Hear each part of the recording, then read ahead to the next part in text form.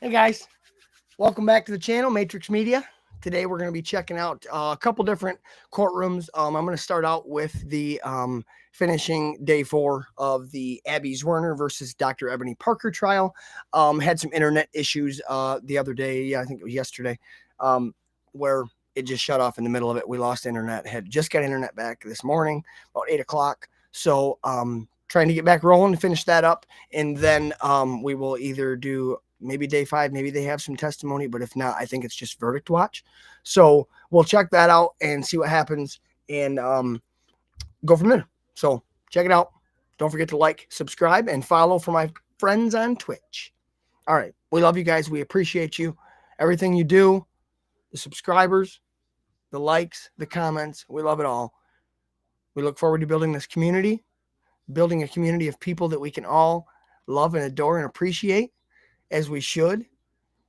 It's very hard today to do that with just anybody. Our society is so divisive anymore that it's just hard for some people to just be open and, like anybody and talk to anybody. So I appreciate that we are able to do that here in a community where we don't filter you. We're not going to filter you, but be respectful about it and have some common sense. That's all I ask. All right, let's hop into it. See what we're looking at. This Dr. Amy Klinger. Dr. Amy Klinger is for the defense, and she's testifying for the defense. We're on cross-exam. This lady, I would be scared if she overseen these things at the school that my child went to. It's a little bit intimidating that these people have this much control and say, and they do nothing, So let's check it out, see what we got going here. To Dr. Parker? Yes. Yes. Okay. And so at that point in time, when Mr. Sims is asking, did you search? I got a few things that I've got to do today. So I'm going to does that off affect camera for a the little foreseeability? bit. I mean, it's a teacher saying, hey, we need to check the kid. Well, I believe Mr. Sims was relating information. I think he was covering the office at the time. So I believe he was more of an intermediary than a person urgently raising a concern, but that may be up for interpretation. But he does, you're asking me, did he speak to Dr. Parker about that? Did he ask that? Or what? Maybe you can ask me again with that caveat. Sure. When Mr. Sims goes to Dr. Parker and says, did you search the person, in light of the fact that there is still a possibility of a gun on campus, what is the foreseeability at that point in time in your expert opinion? 2 to 3, more than 2 to 3, less than 2 to 3? Well, it's easy now to go, boy, we should, but in that context, with the fact it's a 6-year-old, with the fact that Dr. Parker is not privy to all of the subtleties and the context that you alluded to, and given the fact that now we are looking for something, one student R indicates bullets, and so we now haven't really elevated that a great deal. So 2 to 3? Yeah. I mean, if we wanted to do a parallel exercise where we were talking about a high school student or a middle school student, clearly we would be talking different things, but I'm answering your questions specifically for an elementary, kindergarten, 6-year-old. I know you're saying that, and that's this idea that a high school student may more intentionally fire a gun. Is that fair? I'm saying a high school student most likely would have greater access to a gun, would have capabilities to use it, would have the capability or the forethought to bring it for threatening purposes, which might speak to your concern about safety. I mean, if we want to just go statistically, how many 6-year-olds have you seen walking around with a gun versus how many 17-year-olds have you heard having a firearm? If you want to talk statistically, we can talk about the CDC's investigation into accidental shootings in elementary school students in 2023. Did you review that finding of the CDC? For this case? No. Okay. You are aware, because you work with the Department of Homeland Security, that the CDC did perform an investigation into the prevalence of accidental shootings in minors, specifically children of the age of JT, correct? You're aware of that as an expert, aren't you? Aware of that study or aware of it in this context? I did not review it for this case, and this was not. You were asking me questions not about an accidental shooting. You were asking me about foreseeability. Foreseeability of a threat on campus. Yes. If there's a gun, true? Yes. And whenever there's a gun, especially at an elementary school, an accidental shooting is a threat. True? Yes. And so, at the time that Mr. Sims goes and talks to Dr. Parker and is continuing to ask about a search of the person, it's still your view, it's a 2 to 3 foreseeability of a threat at that time. For a 6-year-old. Just asking you about a gun on campus. 2 to 3, more, less. Well, I think you're asking me to make a unilateral statement, and I'm trying to provide the context that you referred to. And the context being the foreseeability of a 6-year-old having a firearm. So it's okay to just disbelieve it because... That's not what I said. You're asking me about foreseeability. You didn't ask me about response. You didn't ask me about attitude. You asked me about foreseeability. We'll get there. So foreseeability of a 6-year-old is in the low end of your scale.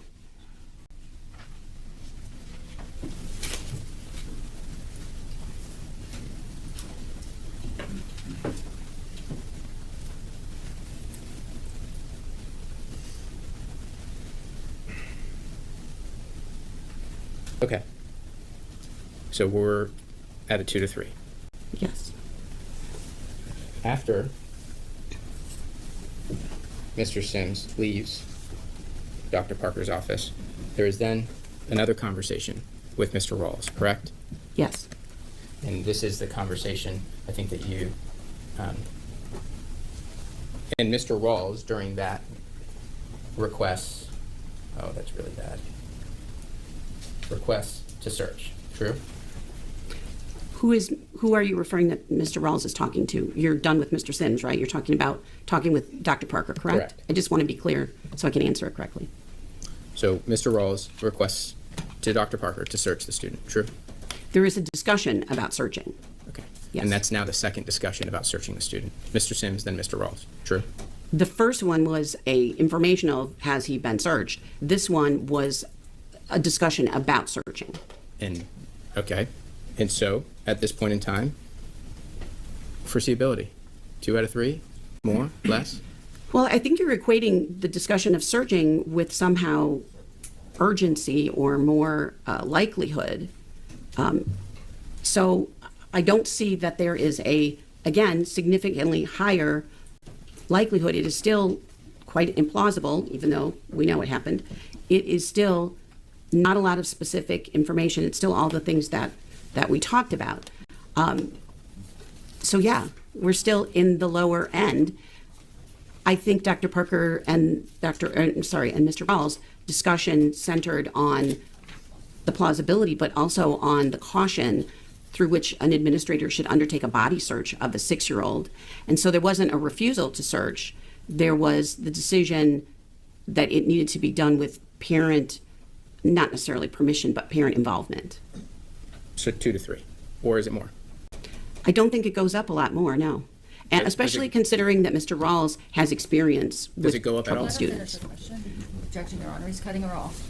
I mean, I just asked more than 2 to 3. All right, so we can answer his question. Is it more than 2 to 3? You said not much more. How No. much more? 3, there. 3. All right. We moved a little. And you're talking about this communication process with the assistant principal, Dr. Parker, and the staff members, correct? Yes. And in your book titled "Keep Students Safe Every Day," that's the title, correct? No, it's keeping students safe every day. Sorry, I missed the ing. You'd agree that a crisis event occurs in a school, there needs to be effective communication, correct? That is correct. And that the assistant principal is the leader in that regard, correct? I don't say that in the book. The assistant principal is the leader in that regard? Do you? I don't remember writing that. All right. Is the assistant principal a school leader, to be clear, specific, and timely with communication? An assistant principal is one of the school leaders, and in the crisis plan is one of 3 school leaders. And in this context, at 1:40 in the afternoon, if you accept my representation, that's when this conversation occurred, it was a 3, that there is still 3 likelihood that there's a gun on campus. True? Based on what you have asked me to assign to it, yes. Okay. All right. And when we say 3 likelihood, and you talked earlier about, I think you said you'd have to assess whether to search the person, the boy, or not, given his age and other surrounding circumstances. Do you recall that? I don't know that I said assess, but I might have. So, I told you earlier the last thing we talked about was over/under. Do you recall that? Yes, I do. And when we say over, we're talking about what's an overreaction to a gun on campus? What's an underreaction to a gun on campus? True? Right. When I spoke about it in an overreaction, underreaction to a crisis event. But yes, we could specifically talk about to a gun on campus. Well, that's what we're talking about in this case, aren't we? I just want to be clear that when I spoke about it, I speak about it in general. So what is an overreaction to a gun on campus at an elementary school? What's an overreaction? Well, I think that when you want an example of it, you mean? Yeah, I mean, you're saying you have to weigh the balancing test. What possibly could be an overreaction to a gun on campus? So you want me to take it to the biggest overreaction I can think of? Sure. That would be when a student indicates that another child has something. Yeah, but we're weapon. talking about overreaction, underreaction in terms of responses, correct? Are you asking me when it is already proven that there is a weapon on campus, or when there is a suspicion of a gun or a weapon on campus? Which one applies here? Which one applies to your questioning? Which one applies to this case? A suspicion or proven? In your view? There was a suspicion that the student had a weapon of some sort. Of a gun. Students use the word gun, yes. She used the word gun. In her statement, yes. So there's a suspicion of a gun. So let's use that circumstance. Yeah. There's a suspicion of a gun on campus. The assistant principal recognizes there's a suspicion of a gun, and for 2 hours, the foreseeability that the gun remains on campus is not zero. It's something more than zero. That's what we've just gone through. True? Yes. What's an overreaction in that context? In a elementary school where there is the suspicion that a 6-year-old has something, We're not talking about something. We're talking about a gun. that a 6-year-old has a weapon that students have talking about a gun. categorized as a gun. We're talking about a gun, man. Do you want me? What is an overreaction to a gun? An example of an overreaction is that when a student says, student X has a gun, that we call a lockdown, we have an active shooter response, we search the kid, we put him down, we put him in cuffs, we drag him off until we can figure out that he had a Nerf gun or a squirt gun or a firearm. So you agree that Mrs. Zwerner wasn't expected to just drag the kid out of class, call a lockdown, and do all this stuff? That would be an overreaction. An underreaction would be Stay to with my leave him question. in the class. Stay with my question. You agree with that statement that I made, correct? No, I do not. An overreaction, it would be an overreaction to tackle the student, get the police, yes, all based on somebody said he has a weapon or what small children call a gun. So let's talk about underreactions. Underreaction is an assistant principal not calling 911. True? Well, can I finish answering your previous question? You didn't answer my previous question. You went on to your own question. Well, no, I was trying to answer the question of you asked me about an overreaction, and then you brought up Ms. Zwerner as an overreaction that she didn't drag him out. Correct. Did you? That's what I understood you to say. And you agreed that you wouldn't expect her to do that. But a student can be removed from a classroom without being dragged, kicking and screaming. Right. A student can be isolated. A book bag can be moved without it becoming an altercation or an aggressive or violent incident. All things that would be a more appropriate reaction. So I just wanted to clarify the overreaction that you asked about. All things that Dr. Parker did not do. True? All things that Ms. Zwerner did not do either, or Ms. Kovac didn't do either, or Mr. Rawls didn't do either, because in their judgment it was not an appropriate measure at that point. Let's answer my question. Okay. All things that Dr. Parker did not do. True? All things as in remove him from the room? Correct. Yes. Okay. Now, when you've heard this statement, I presume, in life about sounding the alarm. You understand what that means? Yes. Okay.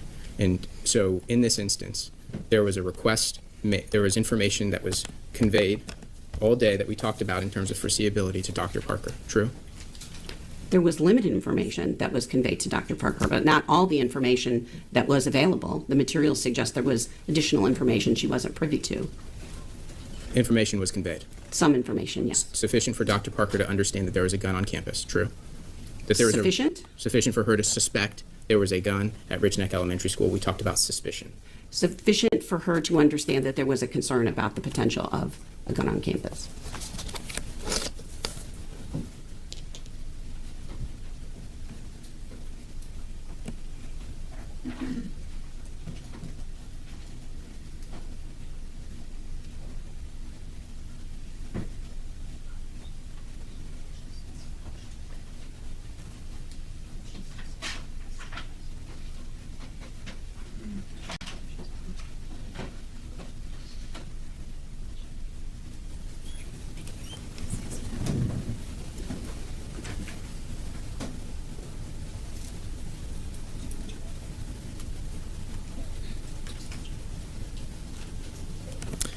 The information, start this way, some information was conveyed by Ms. Kovac to Dr. Parker, true? Yes. And again from Ms. Kovac to Dr. Parker, correct? Yes. And then from Mr. Sims, at least a question to Dr. Parker, correct? Yes. And then from Mr. Rawls to Dr. Parker, correct? Correct. So the individual who was in the position that was aggregating the information in this circumstance was Dr. Parker. You agree? Aggregating as in receiving that information? Yes. Yes.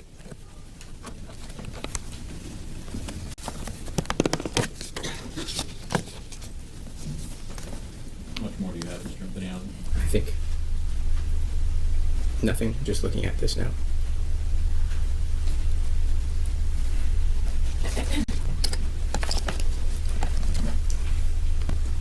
That's all I have, Your Honor. Thank you. All right. How much redirect do you have? It can take a little bit of time. Okay. All right. Then we will go ahead and take our lunch break now. And we are only going to take 45 minutes because it's been time consuming this morning. And so we're going to take 45 minutes, which puts us at about, let's see, 2:10 at this point. All right. So let's take a 45-minute recess. All right. Do not discuss your testimony with anyone, okay? All right. Thank you. Hopefully, get down. Oh, and wait, I'm sorry. I got to say one more thing. You can stay standing, ladies and gentlemen. Since we're taking our lunch break now, I want to remind you that the court has arranged lunch this week as it did last week for you, and I hope everything has been to your liking so far. All right. Thank you very much.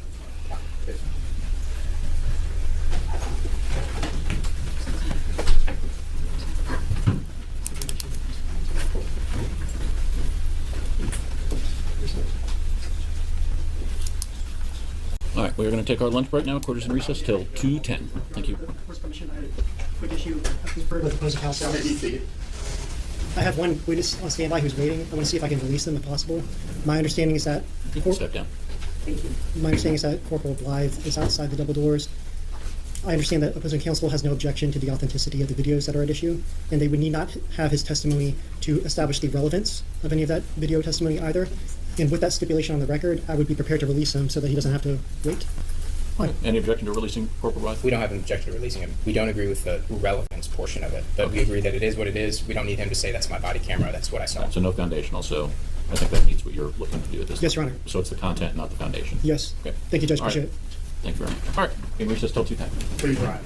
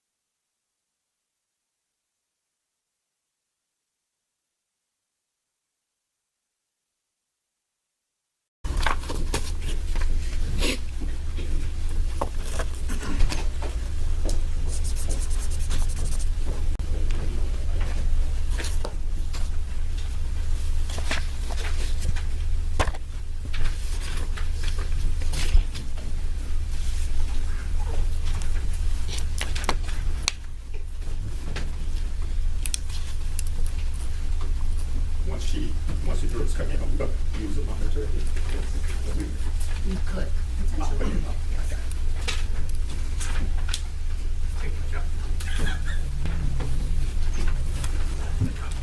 I miss training. All right, come on back up and have a seat, just like when we left.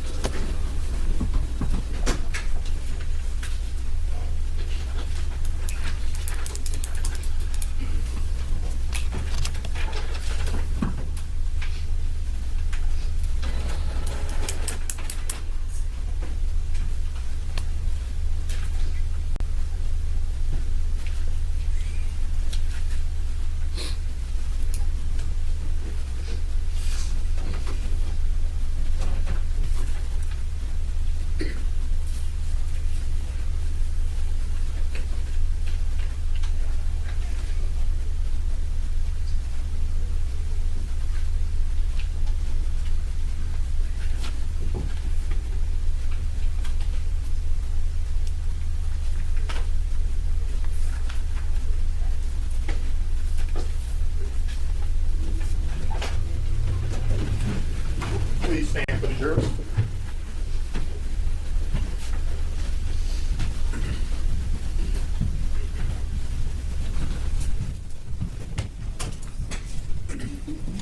Nine jurors in the box. You seated? I'm going to show you Exhibit 108. Mr. Beniozen showed it to you in his cross-examination, the Richneck Elementary School handbook. It's Exhibit 108 at page 2. And give you a minute to look at it. Okay. Take your time. Is it possible to make it just a tiny bit bigger? Thank you.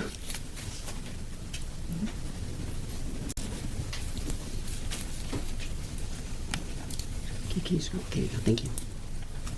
We'll start on the page 1087. Your Honor, I think we can publish it to the jury since they've already seen it. Okay, just making sure.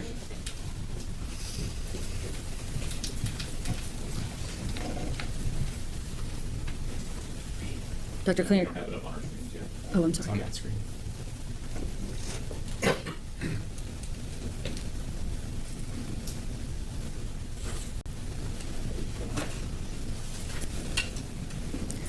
Dr. Klinger, you see the paragraph beginning with discipline is the initial responsibility? Yes. And is that, I don't know that you would review this document before today. Reviewing it now, do you see that it says that discipline is the initial responsibility of the teacher? Yes, I do. And as a teacher, the first line responder, which you explained to the jury Correct. before? But we'll go to the second page. I think Mr. Beniozen asked you some questions about level 3 behaviors. You recall those Yes. questions? Mhm. And on the left-hand side, there's a list of student behaviors, one of which is possession of a firearm. And Yes. based on your review of the material, just to be clear, did you see any evidence that there was a confirmed possession of a firearm before the event that happened in the Objection, afternoon? Your Honor. What's the objection? Your Honor, she's saying based on your review of the information, did you determine that there was a confirmed determination of a firearm? How is that helpful to the jury, the trier of fact? The question is whether or not Dr. Parker reached the standard of care. That's what she was proffered to do. Reaching a conclusion as to the state of mind of persons is irrelevant. You have a response? I'll try to rephrase it a little So bit. sustained, allow you to rephrase. Yeah, did you review any information in the records that you reviewed that there was a confirmed firearm or weapon before Ms. Zwerner was shot? It's a simple question. Objection, Your Honor. I think it's impermissible as it relates to hearsay. If she's saying, did you review something? Everything that she's reviewed is hearsay. The question is, did she reach her own conclusions? I'm going to overrule that. I think you can answer that.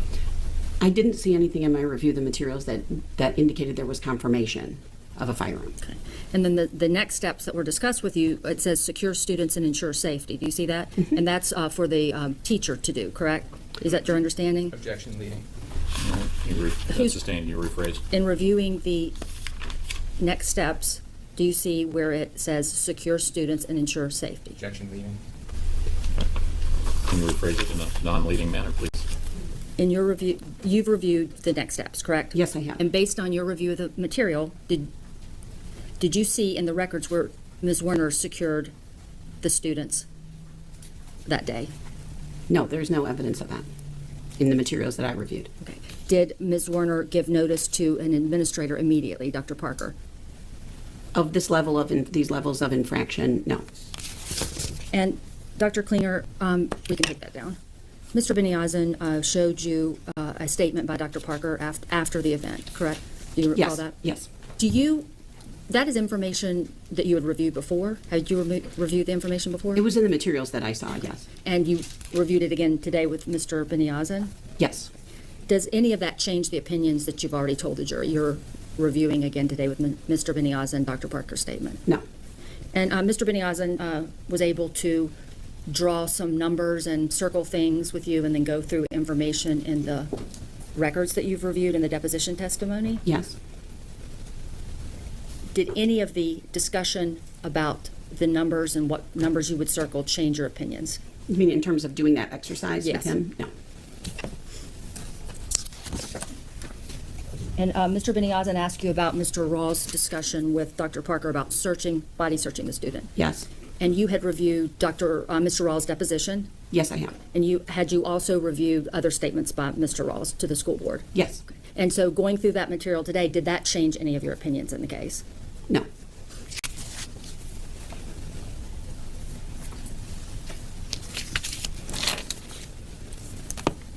Dr. Klinger, on cross-examination, Mr. Beniozen asked you whether you recalled specific statements that Amy Kovac made to Dr. Parker before the shooting. Yes, he did. And do you recall when Mr. Beniozen asked you, did Ms. Kovac tell Dr. Parker explicitly about a gun and a specific student? Did he ask me Do you that? recall when he asked you Yes, I that? do. I'm sorry. Sitting here, are you able to remember exactly word for word what Amy Kovac reported to Dr. Parker? No, because it appeared to be, I mean, there was the general suggestion, the discussion of a weapon, but even within the materials, there is not clarity on that. When you reviewed the records, did you review body-worn camera video depicting Ms. Kovac's interview with police after the shooting? Yes, I did. And would reviewing that video refresh your recollection of what Amy Kovac said to Dr. Parker regarding whether Ms. Kovac thought JT had a gun? Yes. Can we show? We object to the line of questioning, Your Honor. Yeah, He opened the door, Your Honor. We can look at the body cam video outside the presence of the jury, but he opened the door. how did he open the door? He asked her, yeah, and again, this is crossing over into an argument that Mr. Hogan's already made. I'm happy for him to interject because we're crossing over in two witnesses right now, or I can keep going, whatever the court prefers. Yeah, I'm going to sustain the objection. She can't refresh a witness's testimony with another witness's testimony. So I'm going to sustain the objection. Judge, if I could respond briefly to this point, and it may be appropriate to raise these arguments in a sidebar. No, you can make it after she steps off the stand, but no, I mean, I've ruled on that.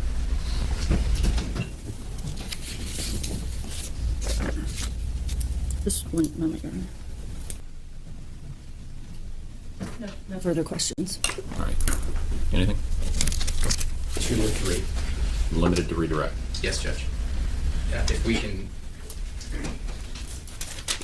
go to the IP vote, please.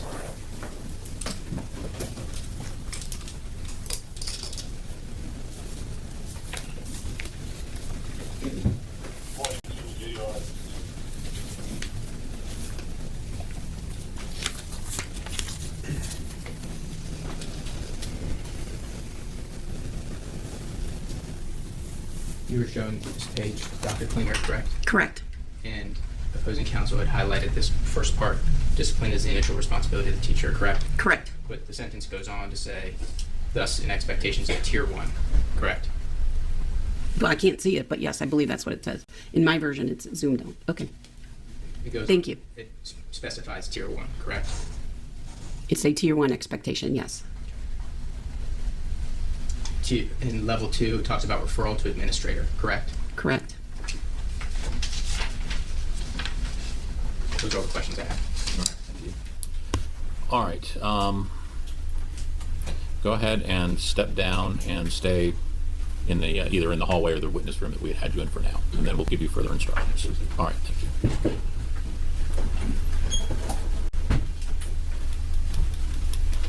I understand the court's ruling. I want an opportunity to place on the record the Correct. objection. Thank you. All right. So before you call your next witness, do we need to excuse the jury? Probably so, Your Honor. I think that makes sense. All right, folks, we're going to have some legal arguments, which I will have to rule on, and then we will proceed with the case. Thank you.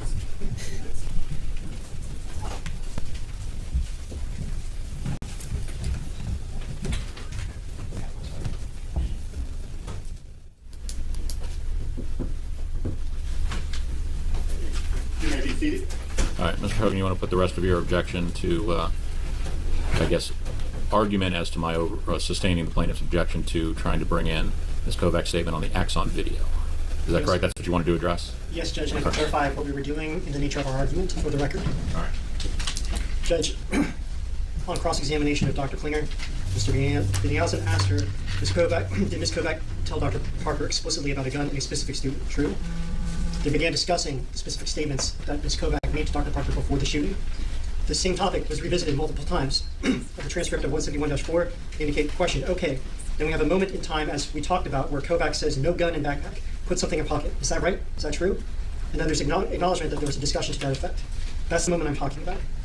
These two areas of the transcript open the door to the line of inquiry about what specific statements Ms. Kovac made to Dr. Parker before the shooting. On to redirect. We were entitled to ask Dr. Klinger if in the course of reviewing this case, as well as the materials, including the body-worn camera materials, whether she knew specifically what statements Ms. Kovac made to Dr. Parker before the shooting.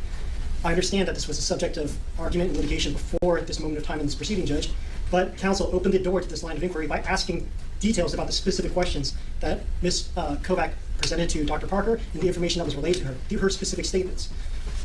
What would happen is Dr. Klinger would take the stand. She was asked whether or not she reviewed the body-worn camera to prepare for this case. She acknowledged that yes. She also acknowledged and confirmed that she did not recall specifically what statements Ms. Kovac stated. Then she said, yes, if I were presented with this body-worn camera, which I reviewed to form the basis of my opinion and testified here today in court, it would refresh my recollection.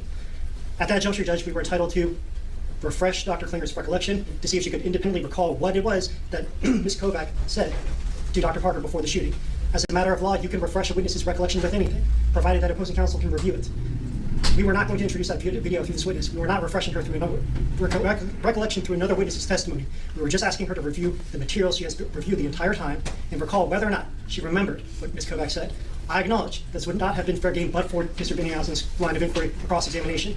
To bar it now at this juncture would prejudice our case, Judge. I'd ask the court, with respect, to please revisit his ruling. I'd ask for an opportunity to recall Ms. Kovac and introduce this line of questioning. Response?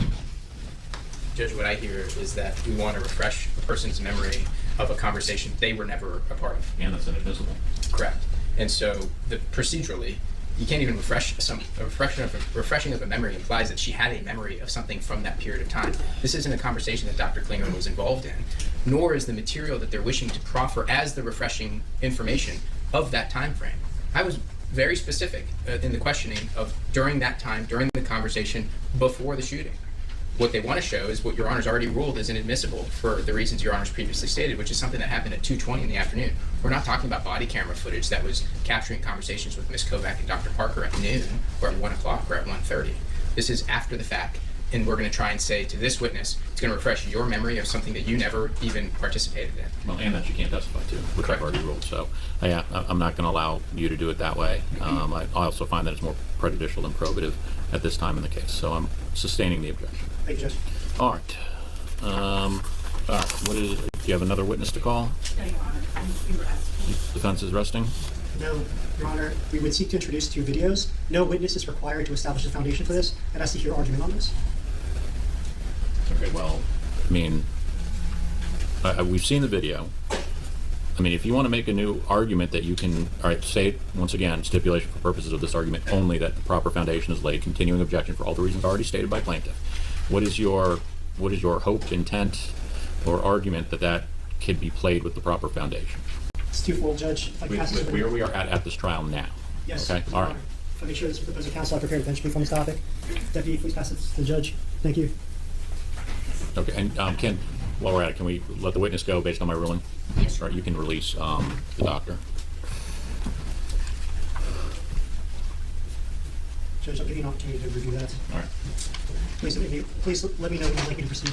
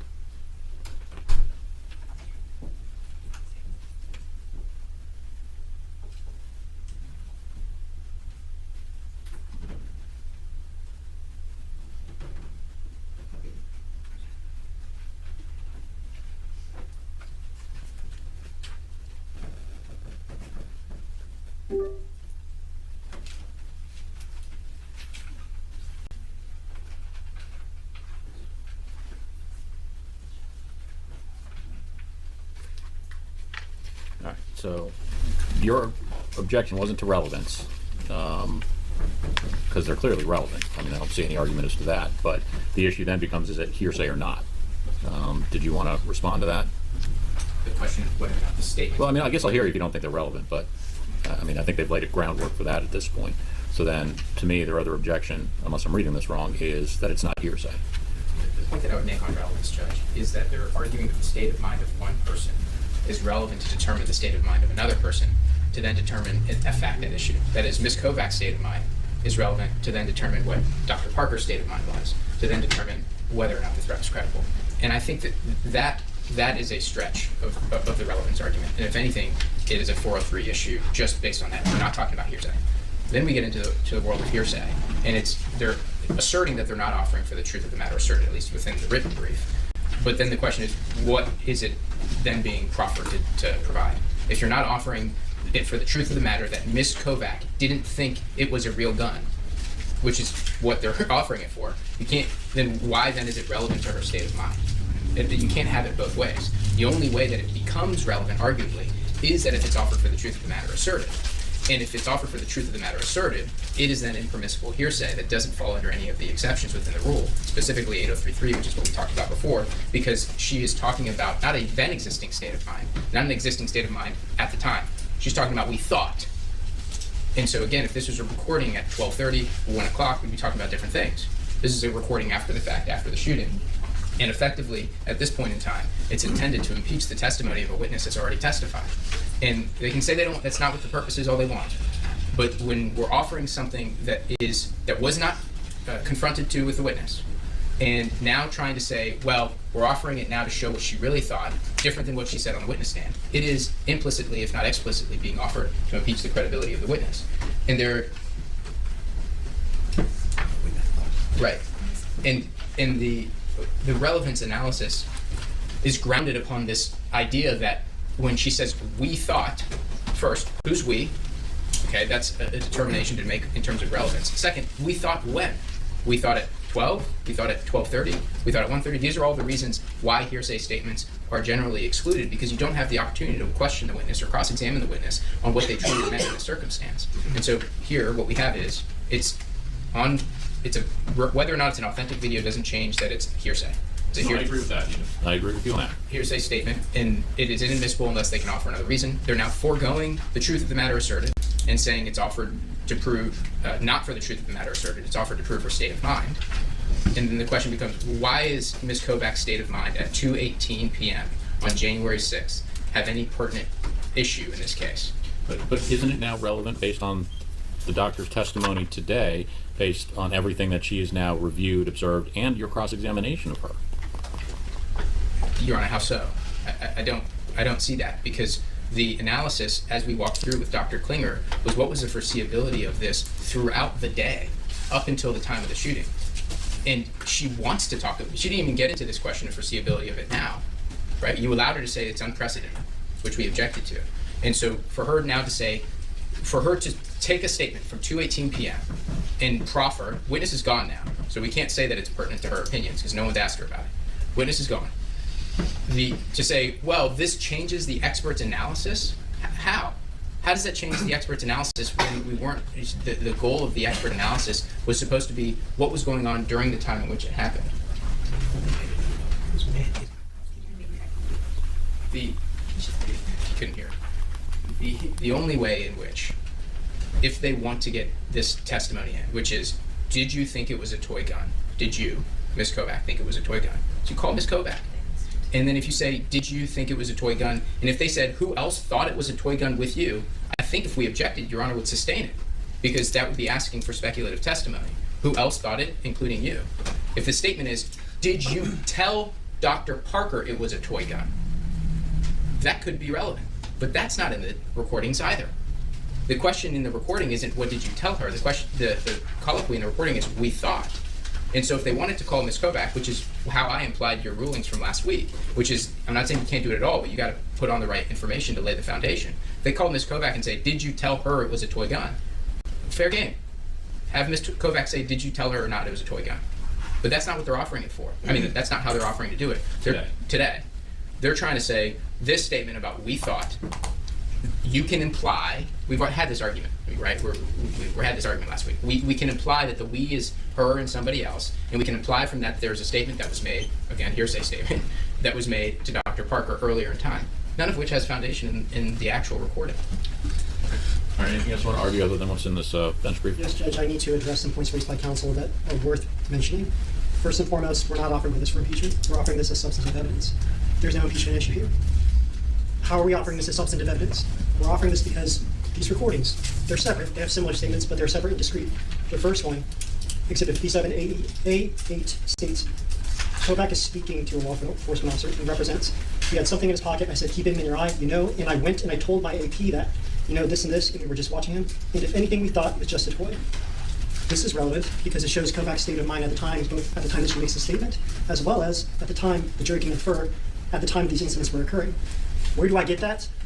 Counsel's flagged a timing issue. He says, what does it matter? Number one, why does Kovac's state of mind matter at all, period? Number two, okay, assuming that it does have some relevance, why does her state of mind matter after the shooting versus during the events preceding it? The response is, number one, Ms. Kovac's testimony regarding her, or evidence establishing her state of mind, is relevant, given, as the court has said, Dr. Klinger has testified that the jury, when they're assessing whether or not it was an objectively reasonable administrator, would have responded, whether, when, and how to respond to the information she received. One of the salient factors is the subjective assessments of the reporting parties, the subjective assessments of the first-line responders. That includes teachers, staff, guidance counselors, etc. What is in their head and their individual assessment, exercising their independent judgment and discretion as to whether or not this reported threat is indeed a credible threat, is indeed an actual weapon, matters. She's explained that. The jury has heard that evidence. It's unchallenged. It's in evidence now. That's relevant. In addition, the timing issue. Why would her state of mind at the time of talking to the law enforcement officer matter? Well, that matters because under Canopy, Judge, which is cited in the brief, it's well established that someone's state of mind, or statements reflecting their state of mind at the time of the utterance of the statement, is probative of their state of mind at the time of the incident or the events leading up to it. They use this all the time, where statements that people make after the fact of a crime, for example, or any other incident, can be probative of their mental state at the time of the incident. Circumstantial evidence is used all the time to infer somebody's intent and knowledge and state of mind. And the other thing worth highlighting here, judges, I'm not doing the then existing mental state. Then existing mental state is a discrete exception to the hearsay requirement. It's 803.3, I believe, if I'm not mistaken. I'm saying this is a straight up non-hearsay purpose that is established in the treatise that I cite. If you're offering a statement just to show that for the sole purpose of establishing the state of mind of the declarant, that's not hearsay. That is well settled in the case law. It is discrete from the then existing mental state. So I think this is probative not just of her mental state at the time that she's talking to law enforcement. The jury can look at that and rely on it, assess her credibility and demeanor when they watch the video, and say, look, I think that as substantive evidence, this lady actually thought that this was a toy gun. And in fact, she thought it not just then, but also at the time she was conducting this investigation. Yeah, but then doesn't it become hearsay and you're contradicting your own argument, right? Because if you want to argue it substantively and we don't give the limiting instruction, then you are saying it's for the truth of the matter. But no, it's establishing that this is her mental state. This is what she believed at the time that she's making this statement. The jury can draw their own inferences. If you're worried that they will establish that, okay, in fact, this is truly, this was believed that this was a truly an actual weapon, we can give them a limiting instruction. These things can be cured. The remedy is not straight up exclusion. I'd also note, Judge, that although we've addressed this kind of together, there are separate arguments that apply to the other video. The other video I'm offering to establish a notice, and I can address that separately or now if you would prefer. You put it on the record. What I put on the record with respect to that clip, Judge, is you can see that in that one, there's Ms. Kovacs states that she told Dr. Parker that she believed that this was if anything, this was a toy gun. Excuse me, she also, excuse me, for video exhibit 57A10, let me clarify. She is speaking to the law enforcement officer. She says that they checked his bag like we thought, and she didn't say anything back to me like he moved something back from his pocket, like, I don't know. And then she emphasizes that, again, it's a 6-year-old. That is different. That is clear evidence of her state of mind at the time of making this statement. That is something that is consistent with the other evidence in this case, that no one here could have fathomed that a 6-year-old child would have perpetrated this offense. That's something that a jury should hear. That is something that, given an appropriate cautionary instruction, they can say, yes, I'm just considering this for the purpose of establishing her mental state at the time of making this statement. All the other statements leading up to it, although they could be offered, they could run afoul of the hearsay rule, Judge, I'll be candid. The case law also establishes that statements that otherwise would constitute inadmissible hearsay can be considered solely for context. If we're just looking at that statement, again, it's a 6-year-old. If you watch the video, Judge, Amy Comack is saying this after Dr. Parker. This whole time, up to this point, she's been talking to Corporal Blythe individually, recounting the incident. This is the time where Dr. Parker comes out of the office. What do you see on the camera? Amy Kovac peers around the corner, sees Dr. Parker, and her demeanor palpably changes. You can see it. She becomes withdrawn, and then she starts emphasizing and mitigating and trying to distance herself from wrongdoing. And that can be inferred fairly from the evidence by the jury. And how do we know that? Because she says, well, we searched the bag like we thought, and then she looks to Dr. Parker, she looks to Laura Harris, who was present there, and looks to them for assent, and they nod assent. And then she says, she didn't say anything back to me like he moved something back from his pocket, like, I don't know. That is all legitimate evidence for the jury to consider. It is her demeanor, it is the way that she's responding to law enforcement, all of that combined with their final statement. Again, it's a 6-year-old. That is something that a jury should hear. It does not run afoul of the hearsay prohibition. That has to be introduced. I'm going to sustain the objections for the reasons previously stated. It is more prejudicial than probative at this time. Thank you. All right. Are you, any other witnesses? We rest, Your Honor. We have some exhibits that we need to make sure that we have the correct ones. If we can do that after, I would just want to make sure that's okay with the court. Defense rests. All right. Is there going to be any rebuttal evidence? No rebuttal evidence. All right, so you're asking for a few minutes to organize the exhibits? Yes, Your Honor. All right, and then when you are ready, let my deputy know, and then I need a conference on another matter in my chambers. All right. Thank you very much. We'll be in a brief recess. Let Hop know when you're ready. Conference We'll with go us from in there. your chambers, correct? What's that? Conference with us in your Yeah, chambers. with both sides in my Understood. chambers after they're ready with their exhibits. Yes, sir. Okay, thank you very much. And Your Honor, I might be able to get that in motion and then come sooner. Okay. Well, stand to recess.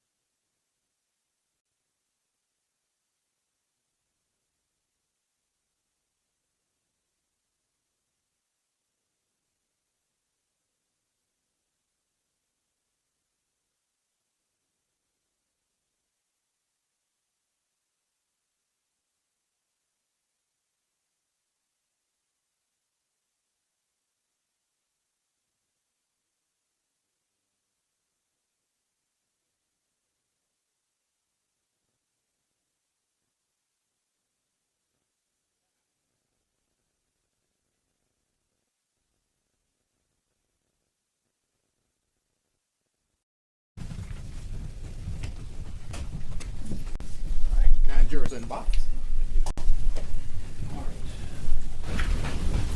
Ms. Douglas, does the defense have any more evidence? No, Your Honor, the defense rests. All right. Mr. Beniozen, any rebuttal evidence? No, Your Honor. All right, thank you very much. All right, ladies and gentlemen of the jury, this concludes the evidentiary portions of the trial. The attorneys and I are going to work on the jury instructions for the rest of the afternoon. There is no need for you to stay for that. So I'm going to release you and remind you that tomorrow is Election Day and encourage everyone here and out there to vote. I do need to give you 2 specific instructions about your recess and tomorrow. We are recessing now for our evening break. I ask that you be back in the jury room at 11 a.m. on Wednesday. All right? During this recess, you are not to begin the discussion of any of the aspects of this case. Upon your return, you are requested to go immediately to your jury check-in room in the main building and do not hang around the halls. You are not to engage in any conversation with any of the parties, the witnesses, the attorneys, or any of the spectators, including the media. You are not to go to the scene of the case or undertake any independent investigation. I will have specific instructions for you on that in a moment. No one should approach you and discuss this matter, and you should not remain within the hearing distance of anyone discussing any aspect of this case. Of course, that includes viewing any newspapers or television or listening to the radio. Only election coverage for you folks tomorrow. You must also leave your notepads and any notes you have taken with my sheriff. If you are approached by anyone concerning your jury service during the course of this trial, you should make that fact known to my sheriff, 11 a.m. on Wednesday. Additionally, ladies and gentlemen, I have previously advised you, and I did just again, that you are not to go to the scene of this case. Richneck Elementary is a polling location. If any member of the jury votes at that polling place, you are instructed not to go anywhere other than the location of the polling boxes. Do not undertake any action to view the scene or investigate for yourselves any location described during the trial of this case. All right, thank you very much. Vote, and I will see you Wednesday at 11 o'clock.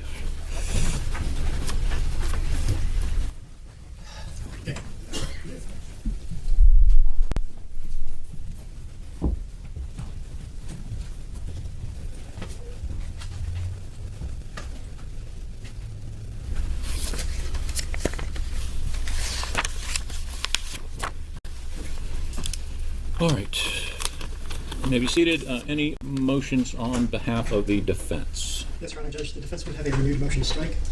I'll keep this brief. First of all, I would expressly incorporate all prior arguments I've raised during the initial motion to strike. I would also expressly incorporate by reference all prior arguments I've raised on the related motion for summary judgment, motion and motion for special plea of sovereign immunity, as well as the related briefs and oral argument on the same. At this stage, Judge, I just want to highlight and emphasize a few pieces of evidence that can affect the court's analysis at this stage. First and foremost is we talked about evidence of duty and breach of duty. And here, where there is the sole theory is that there's an assumed duty to exercise reasonable care for another's protection and protect them from third-party harm. That duty, that undertaking has got to be expressed. You've hit this a million times. The court is well familiar with the case law on that point. What is different is that now we have the plaintiff's answers to requests for admission that were admitted. They are unchallenged, they are dispositive and established conclusively in this case. One of the answers in response to a request for admission was that was no to the question whether or not Dr. Parker ever made an express promise or agreement to protect Ms. Zwerner, either on the day of the incident, January 6, 2023, or before. That should be dispositive, Judge, under the case law. That should be dispositive because under Terry versus Irish Fleet, there must be an expressly communicated, an express communication of a specifically described undertaking to protect another from third-party criminal harm. That is completely absent in this case, and now we have Ms. Zwerner's explicit admission on that point. And not only admission, but one that is binding and conclusive as a matter of law. In addition, Judge, I want to highlight that when it comes to establishing the 3 potential prongs under the restatement, in addition to duty, breach, proximate cause, etc., they need to establish one of 3 of these possible avenues for relief under restatement. Second, of course, section 324A. And the first is either Dr. Parker's breach increase the risk of harm or induce reliance by the plaintiff to her detriment, or alternatively, that Dr. Parker assumed a duty that a third party owed Ms. Zwerner. On the final point, as before, I just want to emphasize that portion of this doctrine, that particular prong has no application in this case. That is, if you look at the restatement, section 324, the comments, it explains that that typically applies where there's an express contract or agreement to undertake obligations by some entity. And usually, almost all those situations are, it's like a security force, private security force saying, look, this business has a duty to protect its patrons. We are going to outsource this responsibility to you by contract. Sign on the dotted line. You agree to provide these services for us that we are obligated to do. And then you can be on the hook that way. That's completely absent in this case. I've heard no evidence to establish that theory, that particular prong, has any application here. In addition, evidence of reliance, we've talked about this previously, but it bears emphasis that although in the restatement it only uses the language reliance, the case law interpreting it has added specific requirements.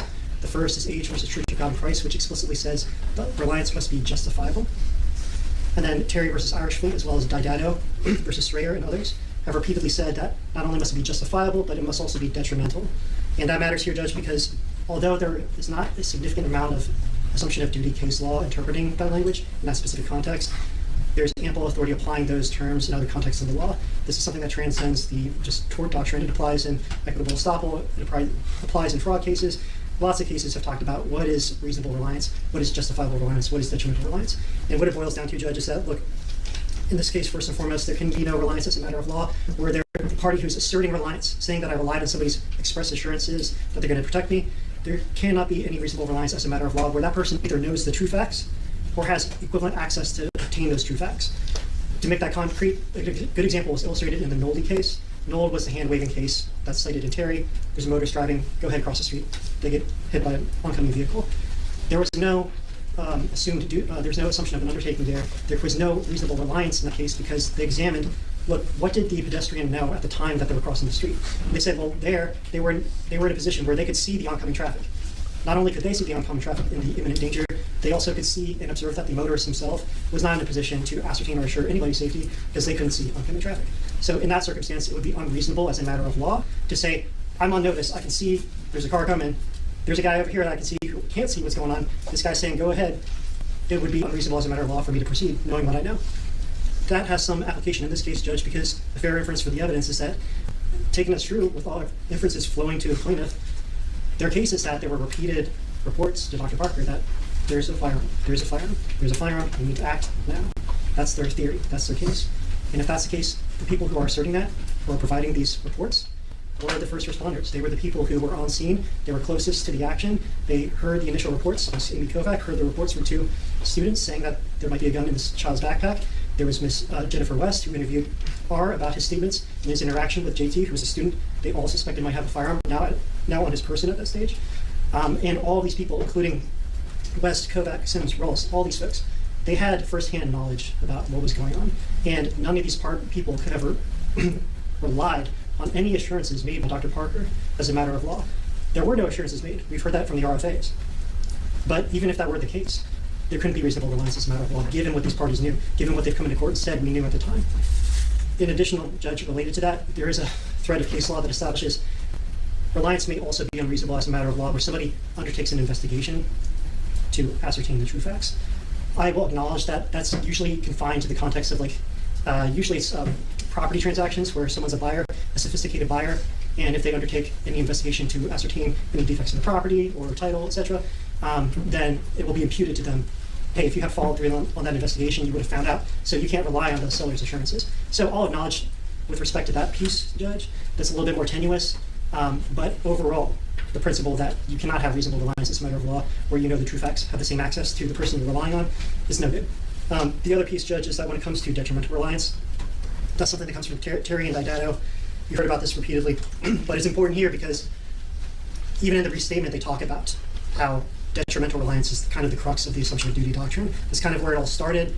Even outside of the third-party criminal harm context, that's usually the types of cases you get. If somebody makes some sort of representation and there's reliance to your detriment based on that. If you look at the restatement and it talks about what that means, what that looks like, you'd have to establish at least a couple things. The first is that Dr. Parker's representations, which I again do not concede, they did not exist here, but to the extent that there were representations, they induced the plaintiff to rely on them and induced her to forego taking safety precautions that she otherwise would have done for her own safety. And we've heard from Ms. Zwerner, and she testified, and at no point did she testify or suggest or imply that but for the information she received from Dr. Parker or anybody else, she would have called 911, isolated the student, detained him, searched the student, taken any other reasonable safety precautions that Dr. Klinger has talked about. She's not testified to that. There is a gap in the evidence. There's a gap in the evidence that they were required to establish, and the jury can't fill it in. They can't fill it in through speculation. And given that circumstance, Judge, you'd have to strike the case. You'd have to strike that case because there is no evidence whatsoever of any detrimental reliance. In addition, Judge, the third alternative avenue of relief here is they can try to establish that Dr. Parker's, again, to the extent she made any representations, that those increased the risk of harm. That's a more nebulous standard, Judge. There's not a lot of case law talking about that explicitly. But what you see in the comments is that basically someone made a promise or agreement, which again, no evidence of that whatsoever, but someone makes a promise or agreement, and then because of that promise or agreement, somebody ends up worse off. Again, it's more nebulous, but I just want to highlight a caution for the court that that increase the risk standard does not substitute or supplant proximate cause. Proximate cause is still always going to be at issue. I just want the court to be aware of that. When it comes to that problem, though, I would contend, Judge, that there's been no evidence whatsoever establishing the extent to which, if any, Dr. Parker's representations or assurances or conduct or statements can in any way increase the risk of harm in this case. By all accounts, it sounds like this was a unprecedented, unforeseeable event. No one, including all the witnesses that came in here and were paraded into court, identified Dr. Parker, accused her of what we're here in court for today. All of those people themselves acknowledged that this was unforeseeable. And given that circumstance, you cannot establish that there was an increased risk of harm based on anything she did or did not do. Lastly, Judge, I'll just hit home here when it comes to gross negligence. I know you've heard me say it, I'll say it again. This is an indifference standard, not an inadvertence or carelessness standard. And that's crucial here, Judge, because there's been no evidence of actual indifference to repeated or reports from these parties that there might be a threat on campus. You've heard the opposite. Perhaps initially you've heard from some of the witnesses testifying. For example, Ms. Zwerner testified that when she initially came into Dr. Parker's office and reported some misbehavior in the cafeteria, there's no reference at this stage of a firearm. This was a separate incident. There was no knowledge of that threat at that stage, but her testimony was that Dr. Parker did not look up, did not respond. Amy Kovac also testified similarly. However, even Amy Kovac testified that while she was in the room and witnessed that exchange, she said Dr. Parker, after Ms. Zwerner was on her way out the door, Dr. Parker turns to Kovac and directs her, let Ms. Zwerner know that if she's uncomfortable, if there's any continued misbehavior by that student, she has authority to pick up the phone and call that student's parent to pick them up early. And that had been their practice up to that point. But whenever there's been misconduct or misbehavior by that student, typically they would call the parents or they would call for assistance to isolate, take care of that kid, or get them back to home with their parents. That wasn't done in this case. That's important, Judge, because that shows that there's arguably at least the exercise of some degree of care. There's ongoing. Yeah, that's very important. These reports Shows negligence. also, she didn't do communication, anything action about by it. Parker in response. Nothing. And this is highlighted She sat by at her desk, Amy Kovac of all people. concerned Her about testimony was testing. that at one stage when she came in, she initially maintained that all by herself, she decided to search this backpack. She got the idea all by herself. She went in there, put on her detective hat, opened up the backpack, and searches for a firearm. Doesn't find anything. But she also couldn't help herself in her testimony. She acknowledged that when she spoke to Dr. Parker, she said, well, yeah, I told her I intended to go and search that backpack. And Ms. Toscano asked her, well, how did she respond? And she said Dr. Parker nodded. She nodded her assent. And the question that was posed to Amy Kovac at that stage was, did you receive any response or, quote, direction or were directed? And so it's in that context that she was testifying and explaining that I put the assistant principal on notice that I intended to search this backpack because of a potential threat that it might contain a weapon. And in response, she nodded. So arguably that constitutes assent. That is not just someone independently without the administrator's knowledge going in and undertaking an investigation. That is essentially seeking authorization to do so. And if that's the case, that is the exercise of at least some degree of care. It's not indifference. So, Judge, for those bases, on all those grounds and those stated previously, I ask the court respectfully to strike the charge with prejudice. Any other?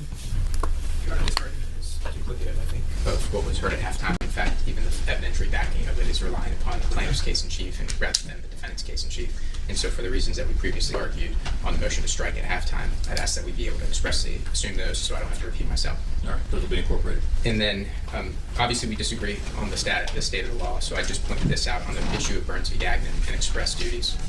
There is nothing in the Burns v. Gagnon case that reflects a statement from the assistant principal, Burns, to the student Gagnon. And yet, the court still found the assumed duty of care was appropriate and that it was a finding that the jury needed to make, both as to what was assumed and whether it was breached.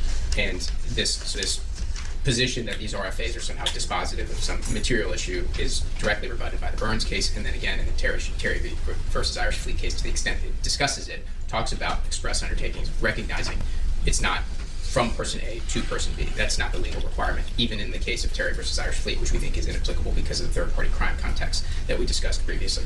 And so for the same reasons we argued previously, we've met our burden. Certainly a reasonable jury can conclude that both an assumed duty was met either three prongs of 324A of the restatement, which was incorporated by Burns v. Gagnon, and then ultimately when we get to the question of the breach of the duty and whether that breach amounted to gross negligence, our view is any indifference, that is, the foreseeability is for the jury to decide, and even their expert conceded foreseeability of that threat, that any action that or inaction that was taken by Dr. Parker in and of itself was demonstrative of indifference, but that's ultimately a jury issue. And we get to this issue of cumulative conduct, which is referenced in the Chapman versus City of Virginia Beach case, which we also think meets the burden as it relates to gross negligence. And so for the reasons we stated previously, for these reasons, we think the burden has been met appropriately at this stage to let the jury and the finders of fact decide this case. Judge, if I made 2 quick points to address novel issues raised. The first is, I want to clarify the nature of my argument. My argument with respect to an express undertaking communicated by Dr. Parker to anybody, that is not, the nature of my argument is not that. There's been no evidence that Dr. Parker directly conveyed a message to the plaintiff. That is important, but more important than that is that there was no express communication whatsoever of a specifically described undertaking to protect anyone, much less the plaintiff. All of this is based on passive assurances. All of this is based on implied conduct. All of this is based on implication. That has been categorically rejected by the court in Terry versus Irishman.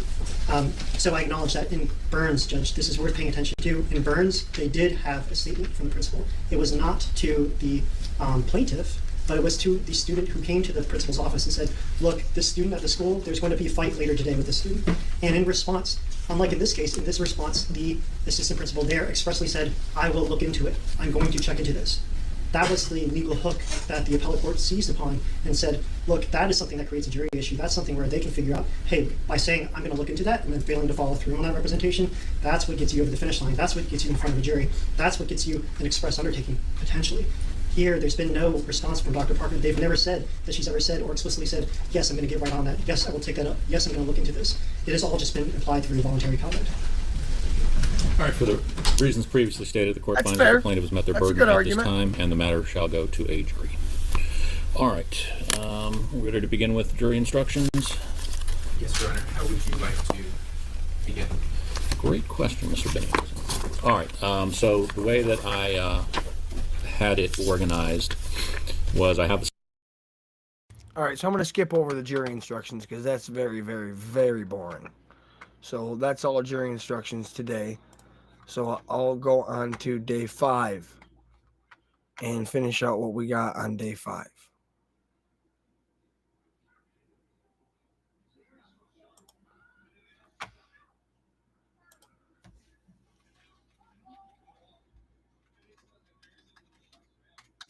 And notify you can proceed with an assumed duty express undertaking case, Judge. The reason why the court said, hey, yeah, we're going to remand with instructions, you can proceed with an assumed duty theory here, is because there's evidence, and the plaintiff there argued, they argued that, quote, Burns assumed a duty to investigate the report of a potential fight on school grounds and notify school security about the fight under the principle of assumption of a duty because Burns told Diaz that he would, quote, alert security, end quote, and, quote, look into it, end quote, and finally, take care of it.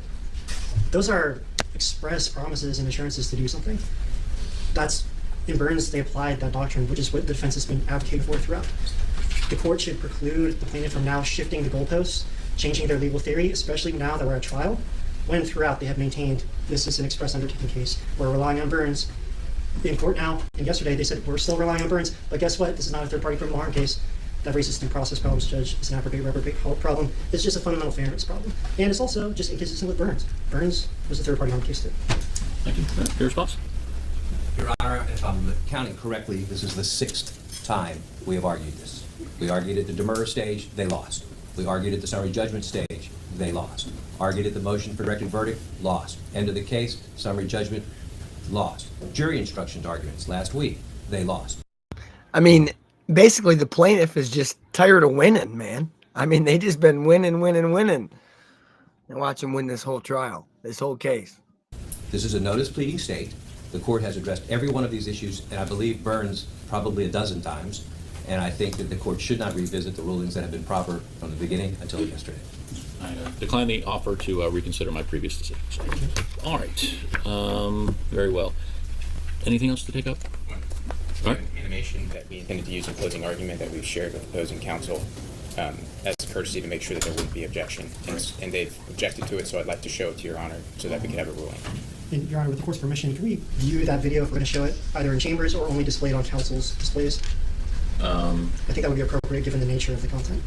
Yes. an animation of someone getting shot. That's this case. Say that again? It's an animation of a bullet and showing the injuries of our client, which is the exact evidence in this case. But it's an animation, right? Correct. Okay. I mean, you can just put it up on the smaller screens, but let me get organized. There was, I wrote on the original verdict form plaintiff offered. Do you have another copy of that? Yeah. All right. Because that was not offered as part of this newest set, correct? Once again, I know that's objected to for the reasons previously stated. All right.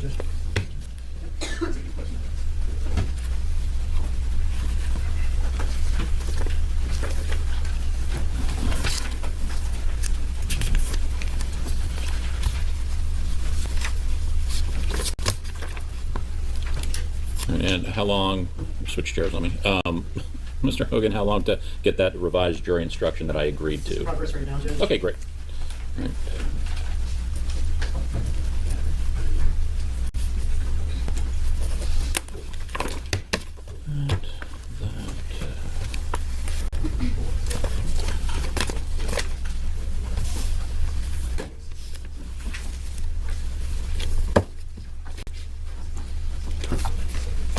Man, I can't imagine how busy and how stressed out he is during a trial All right, like now we're this. moving on to the issue of a proposed animation drafted for purposes of argument. You, defense has seen that and is objecting, is that correct? Yes, sir. All right, very well.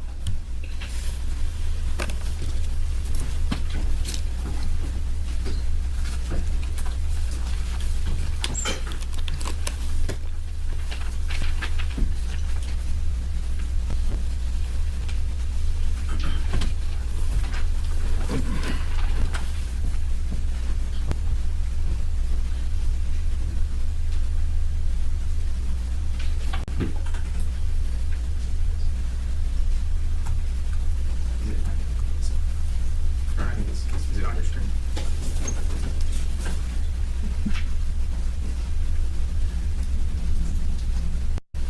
There. How long is it? You can watch it on that.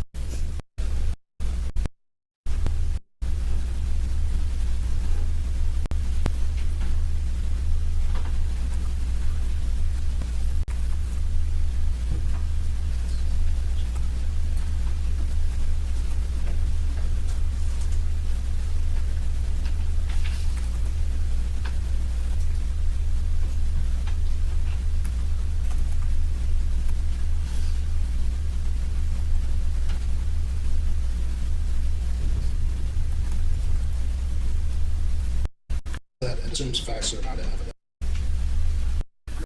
A big issue with this animation is that it assumes facts are not in evidence.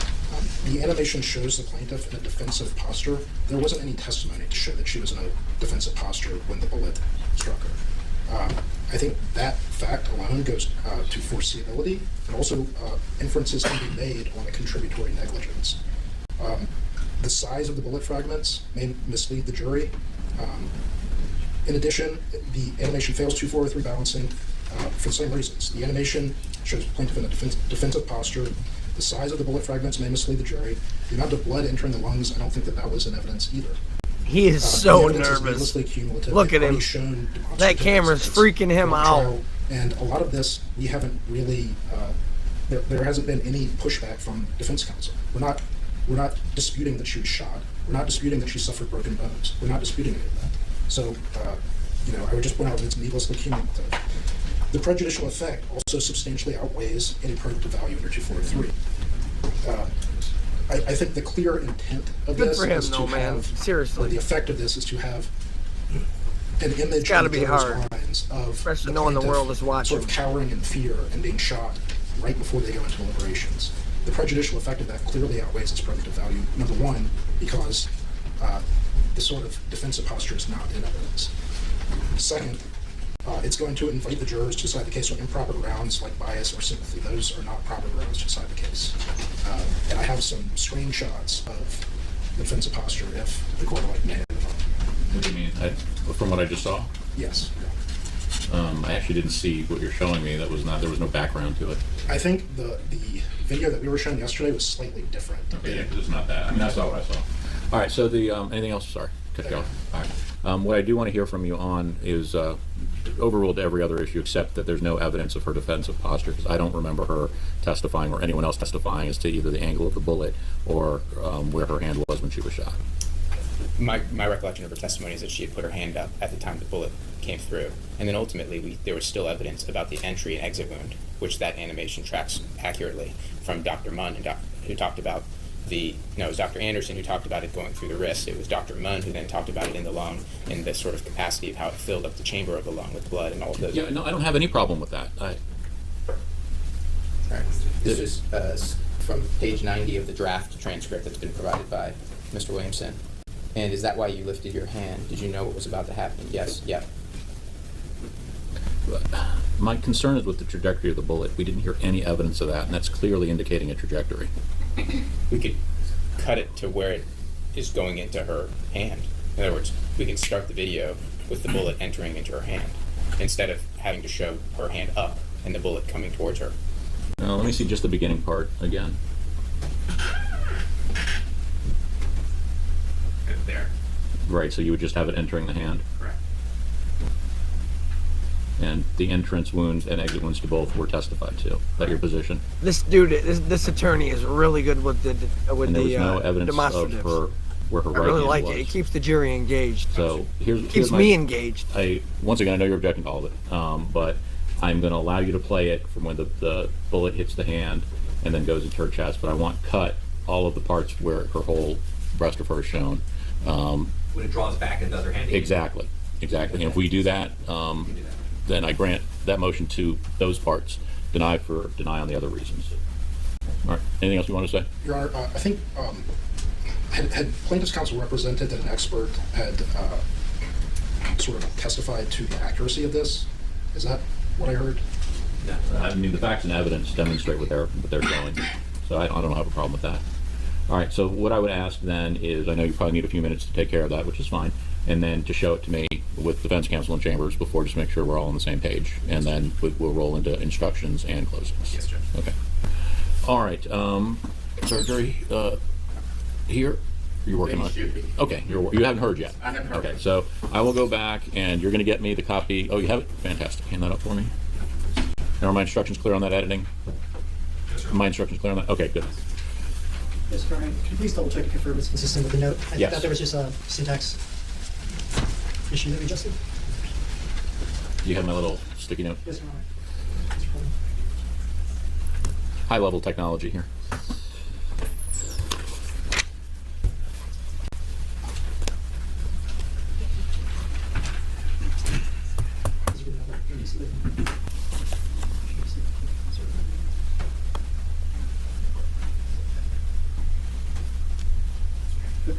Can you print me a copy without the rule notice on the bottom?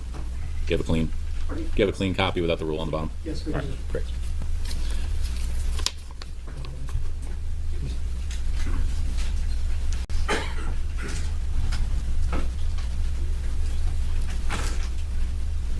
Okay, that's an appropriate. I know you're objecting to it, but that's an appropriate statement of the law. Is that correct? Object to it, yes. Okay. All right, you're going to get me a clean copy. So then we will call the jury in. I will read the instructions as numbered, and I'll add that in. And then we will go into closing arguments.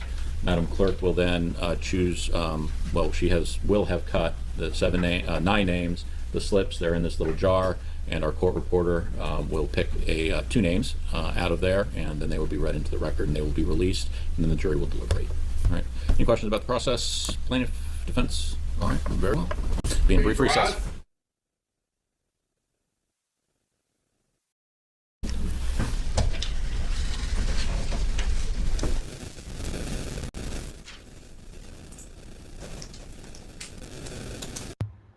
Okay, I'm going to skip past the jury instructions. We don't want to listen to all that law.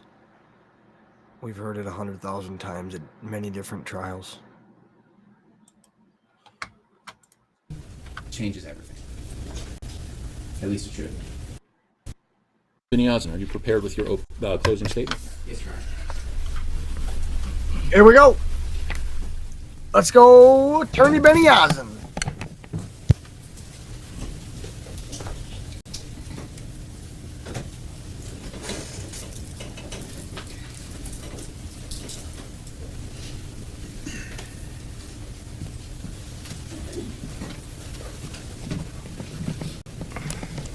May it please the court. Good morning. A gun changes everything. At least it should. And on January 6th, 2023, a gun walked on the campus of Richneck Elementary School. That gun changed the thoughts of every student who saw it, heard about it, staff member. Your Honor, objection. It's not about the students. Over. You may proceed. It changed.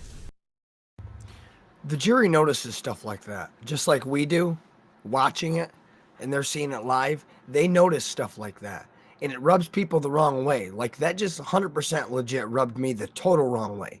I mean, he was not even 12 words into his opening statement, and she says it's not about the students.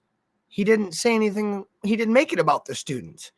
He said that it affected everybody that saw it, heard about it, down to the students, the teachers, the staff members, so on and so forth.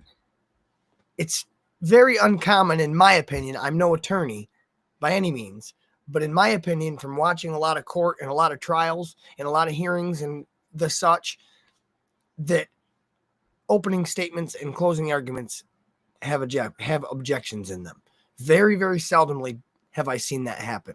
And I think that's for a reason, because I think it maybe is frowned upon in the law community, and lawyers, maybe not, but I just feel like maybe it would be. Tell me what you think. What they did, where they went, and it changed one young woman's life forever. Except it didn't change the actions of one person. It didn't change where Dr. Parker went. It didn't change what she did. And those choices that she made to treat January 6, 2023 like any other day, even though a gun should change everything, is why we're here today. We're here today to ask you to do something that we can't do alone. And the thing that we cannot do alone is that we cannot achieve accountability by ourselves. That's what jurors are for. That's what you all are here to do if you find that accountability should be had. And you all may have different jobs when you walk outside this courtroom. You may have different obligations in your personal life, but when you're in this courtroom and you walk back to that deliberation room, if you're one of the jurors that decides this case, your job is to deliberate together and return a unanimous verdict. And in doing that, one of the first things you all will do, if the judge hasn't already told you, is you're going to pick a foreperson. And that foreperson's responsibility is to make sure that everyone participates in the verdict, that everybody's voice is heard in that room, that everybody chimes in and shares their ideas and talks about the evidence. And the reason for that is that the 9 of you who are here and the 7 of you who will decide this case are here as representatives of this community to voice their conscience of what's right. Just like yesterday was election day and we all cast our ballots, you all are here individually, but as part of this community to decide what should have happened on January 6, 2023. And when you're in that room and you're deciding these issues, there may be times where you disagree. And the hard part of this is you've been here for a week and a half and you get to know each other, and sometimes we can hear you laughing as you come out, which is great. And you've made friends. But when you get back into that jury deliberation room and you're talking about the issues in this case, and you're talking about how to decide something, you're going to have to speak and share your thoughts. And we're asking you to fight. We're asking you, when you get back there, to fight for what you believe is the right outcome in this case. And when you're doing that, one of the instructions that I will point you to, and the judge talked about it and I talked about it earlier when we picked the jury, is the burden of proof. We talked in voir dire, if you remember, we said this isn't a criminal case where you decide things beyond a reasonable doubt, and I may have done this with my hands depending on which group you were in. I say this is a case you decide on the preponderance of the evidence. And I show you this Because when you get into that deliberation room and you're fighting about issues or you're trying to decide something, and look, I hope you get back there and everybody takes a straw poll and says, you're with us. I hope it. And we've put on enough evidence, I think, that that may be true. But as you're deciding those issues, this is where you come to. This question of what's more likely true than not true. That's the burden of proof in this case. And so with that, I'm going to take a step back and I'm going to give you a roadmap for what we'll talk about. He loves his roadmaps. It's my chance to tell you all what I think the evidence was, but you all were paying attention, you all took copious notes. And candidly, if the judge lets you, I'm sure you could come up here and give closing arguments yourself and tell us what this case was about. I think you know it that well. So my goal here isn't just to tell you what you heard from that witness stand or what you saw on that TV. My job here is to try and talk ideas so that when you get into that room and you're having those discussions, you have an idea of, okay, how do we resolve this? What are tactics that we can think through and process, and how do we answer these questions? And some you may like, and some you may not, and that's okay. That's my job so that I can help you do your job in that room in however long it takes us to get there. So what I'm going to do is I'm going to move pretty quick. We've already talked about your job. I'm going to move quick through the second stop, which is what I'll call fault. And we're going to focus on what Dr. Parker's job was. Then I'm going to talk about the blame game. And then if you'll let me, I'm going to slow down and I'll talk about costs and consequences at the end. And the reason I slow down is that it sounds like we're going to go fast, and we're going to try and go fast for the first part, but I don't want to lose grasp of what we're really here for. And that's to talk about the effect that this has had on Ms. Zwerner. Sound good?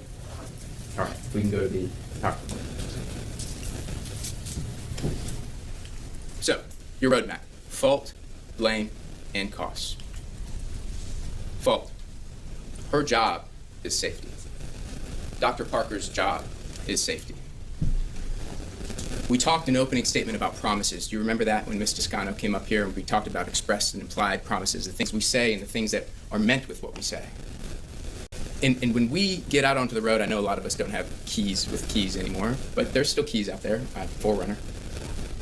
You put that key in the ignition, you turn, and as you go out onto the roadway, you're making a promise. You don't have to say it to people, but what you're saying is, by strapping your seatbelt and going out onto the highway, you're saying, I promise to look out for you. I promise to see the stop signs. I don't know why that sounds so terrible, guys. I've tried to fix it, but it's not doing nothing for us. That are there to be seen. I promise to stop at those stop signs. I promise to turn my blinker on when I go to change lane. I make these promises because you rely on me to make the promise, and I rely on you to make the promise, so each of us can go home at night and see our families. We make those promises even though we never say them out loud. And then there are promises that come with what we say or how we say them. There are promises when you answer the phone and agree to take action or to find something out. And then the question becomes, what happens when you put the phone receiver down on the table and you don't meet that promise? That is what the judge was talking about when he instructed you on what's called Instruction 16.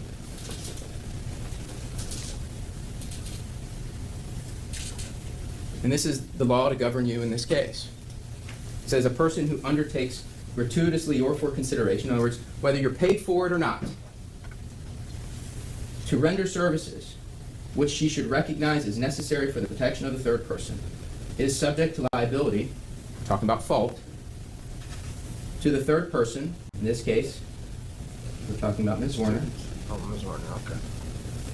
For the physical harm resulting from her, Dr. Parker, failure to exercise care to protect her undertaking. So what does that mean? And we'll get through some of this evidence in a moment. But whether it was on a phone or through a doorway, around noon on January 6, 2023, there was a communication. And that communication involved a gun and a backpack. And she answered the call. And the question that you have to decide now is, by answering that call, by making the promise that I'm going to find something out, explicitly or implicit, and we can talk about other promises later,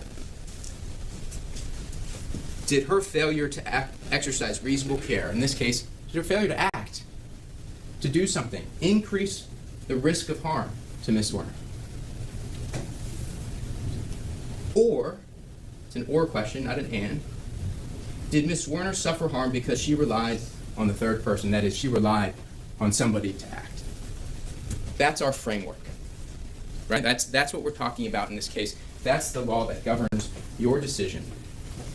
And let's talk about facts as they come through them. You're going to hear, before I do that, I have to explain this thing of negligence that we talked about. We've heard this word negligence. We've heard the judge talk about gross negligence. We'll look at the instruction a little bit later. Best way I know how to explain it, okay? Hang with me. If I had a baseball and I turned around, sorry, Keith, Mr. Williamson. If I turned around and I thought, I'm going to try and hit off the top. Actually, I'm going to change my mind. I'm just going to point right at Mr. Williamson's forehead. And I threw that ball, meaning to hit his forehead. That's what we call an intentional harm, right? You get it? I meant to do it, and I did it if I threw the ball. Negligence is knowing I'm not as good a baseball player as probably the judge. If I looked up at that gavel and said, or maybe that apple, said, I can probably hit that. And I threw it and I hit Mr. Williamson. I didn't mean to do it. I didn't intend to hit him, but it was not the wisest choice. Opposing counsel said at one point in the opening statement, it was inadequacy. You remember that line? It's not indifference, it's inadequacy. We'll come back to that. It's not quite what I should do. Gross negligence. If I turn around, sorry y'all, and I decide I'm going to try and throw the ball to Mr. Bright. And in between Mr. Bright or Miss Zwerner and Miss Toscano, the risk of danger has gone up, right? It's going to be harder for me to throw that ball. And the truth is, I ain't that good at baseball. And so there's just as good of a chance that I throw it at him or I hit one of these two. That means I'm kind of indifferent. I may get it done, I may not. That's what we call gross negligence. The risk of harm has increased, and I'm somewhat indifferent to the outcome. And then we talk about recklessness, which is in one of the instructions. Recklessness is saying, I'm going to try and hit that back wall through that crowd of people, and by golly, I hope I do it, knowing the likely outcome. So we have levels to this, if you want to think of it that way. And the question is, how great is the danger? How great is the harm, the risk of it? And when I act or fail to act, how likely is it that something's going to happen? So, we've seen a lot of faces. We've heard a lot of testimony. I gotta say, those were some really good metaphors he just used, or analogies, I should say. That was a really good way to break it down, because now, I mean, like I said, he broke it down to negligence, gross negligence, and reckless, and made it real simple for the layman. And that's what he's good at. That's what I like about this guy, is that's what he's really good at, is he's very good at bringing himself down to our level and explaining it in layman's terms and in normal, everyday American terms so that we can understand it in his way. I don't know. I just find it interesting how well he does for people that are visual learners. Told you I'm not going to go through everything, but let's go through this. I told you at noon or around noon that day, there was Miss Kovac was told by two girls that there was a gun. What we know is that Miss Kovac shared that information with Dr. Parker. And what I'm going to come back to throughout this closing argument, throughout the summation, is that every minute matters. Every minute matters. Miss Kovac says, we think the gun's in the backpack. And according to our expert, Ms. Shufflebarger, as you remember, at that moment, a gun changes everything. She should A have gun stopped and changes everything. You investigated. stop and you investigate. You get to the bottom of it. You get to the bottom of that backpack. You get to the bottom of his pockets. Whatever it is, you get to the bottom of it to know whether that gun is real and on campus so you can deal with it. But that's not what happened. So later a communication comes back. We think it's put in the pocket. And then the check of the backpack happens, and its gun out of backpack. And this is where we have the line, there are little pockets. It's a line that we heard on the stand. It's a line that you just can't forget when you hear those words. And then you have search the person, and the response is check the bag. And I want to stop here. By this point in the day, Miss West has asked Mr. Sims to ask Dr. Parker, have you searched the person? And when that communication is read or brought to Dr. Parker, what do we know? We heard in the instructions that evidence can be proven by direct and circumstantial evidence. What does that mean? I don't need to see the rain coming down from the sky to know it's raining if I walk out in the morning and there are puddles on the floor, right? I don't need to see the rain. I know it rained. And when Dr. Parker says, in response to, did you search the person? We checked the bag. What that tells us is that that was a real threat.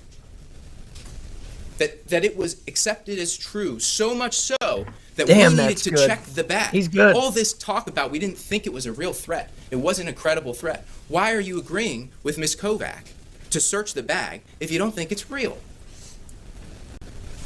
And when they say, did you search the person, and the response is, we already checked the bag, guess what that tells us? We thought it was real, and we don't know where it is anymore. We don't know where it is anymore.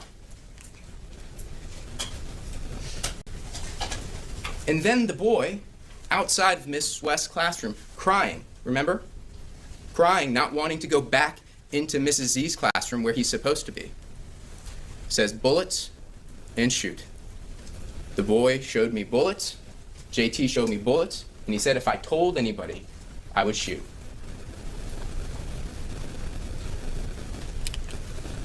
Bullets, shoot, gun. The only way you can shoot a bullet is if you have a gun. And to tell us that telling a boy that he will be shot is not a threat, not a threat, goes against the very language that 6-year-old used. And then he goes and has a conversation with her again.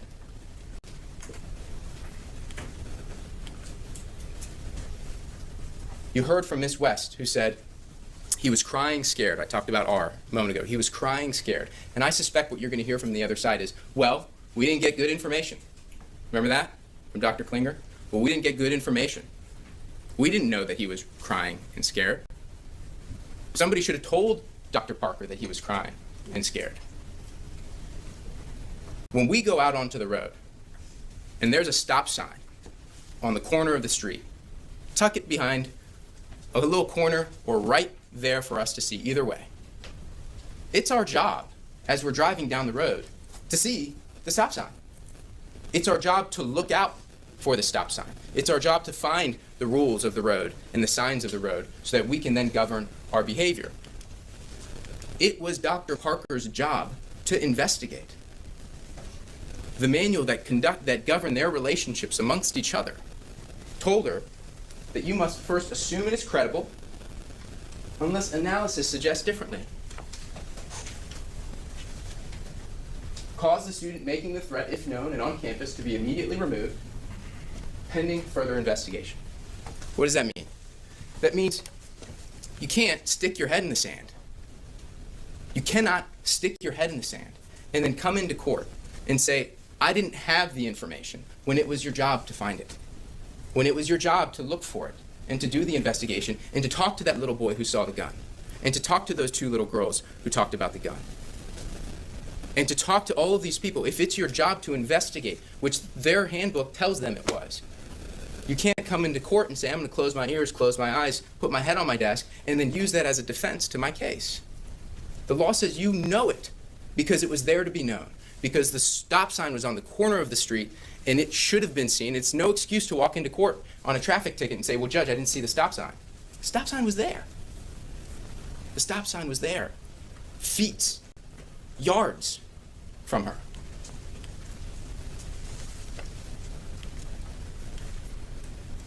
And then, in my view,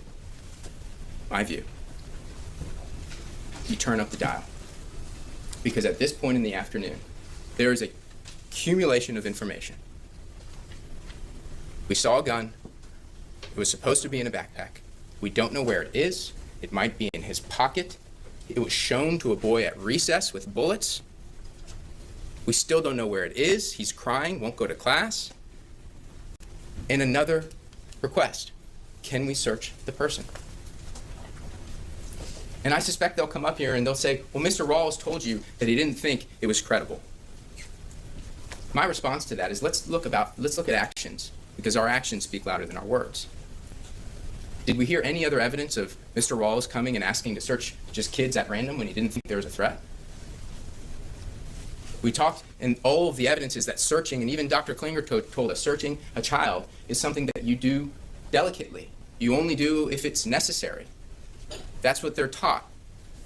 And he came to her directly and said, have we searched the boy? Again. And he wasn't the only one in that moment. Because in that moment, when she heard, West heard, that they had not searched the person, Mr. Sims goes and stands outside the door of Mr. Rawls and Dr. Parker and says, are we searching the person? That's 3 times somebody is asking her to do this. 3 times. Countless times where we're talking about the boy throughout the day and the gun and where it is, but 3 times to search the boy. That should be flashing at you to act. And the response? Let's hold off. Let's hold off. It's 1:40 in the afternoon. Mom's going to be here at 2:30 p.m. to pick him up. Let's hold off. I told you that I would talk more about promises, right? When Mr. Rawls walks down the hall, being told directly, let's hold off and wait for Mom to come and then we'll take the action. What does that tell us? Like the rain that we did not see. It tells us that she still thinks there's a gun. If she doesn't think there's a gun, what are you holding off for? If you don't think there's a gun, you don't say, we'll wait for Mom to come and we'll do the search. You say, there's no gun. Let me go back to my testing. It's that creeping thought, that knowledge that there is still a gun on campus that leads to somebody saying, we probably still need to do something, but let's hold off. Every minute matters. Every minute matters. And they'll say, no, that's not what she thought. That's not what she knew, right? We had a time with Dr. Klinger, weapon, firearm, we'll talk about that in a second. The very first witness in this case, and it's sometimes hard to forget because it's a week ago, the very first witness in this case interviewed Dr. Parker within days, in January of 2023, of this incident. And Dr. Parker herself said the students reported a gun in a backpack. You don't take my word for it. Take hers. At 12:20. And that at 1:40, there were still concerns of a weapon on campus. Her words to the school system as part of the investigation. Not my words. That means for an hour and 20 minutes, and we still got another 20 before Ms. Zwerner shot. There is a gun on campus. And they come up here with Dr. Klinger and say, well, she needs more information. What more do you need?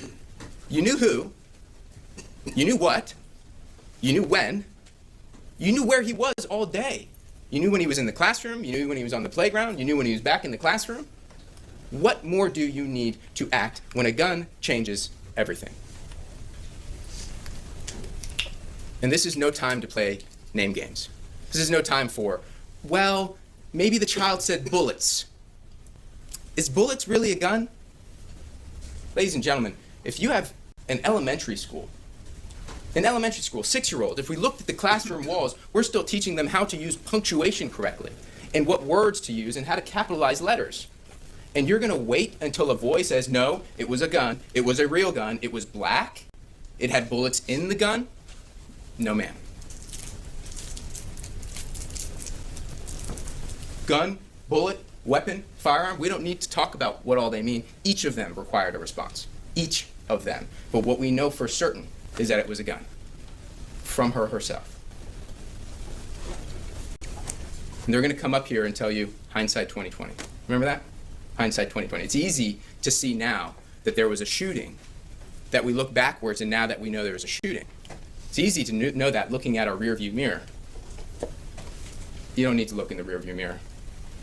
There were road signs in front of Dr. Parker for an hour and a half, screaming at her, flashing at her, telling her exactly what was going to happen if she did not act.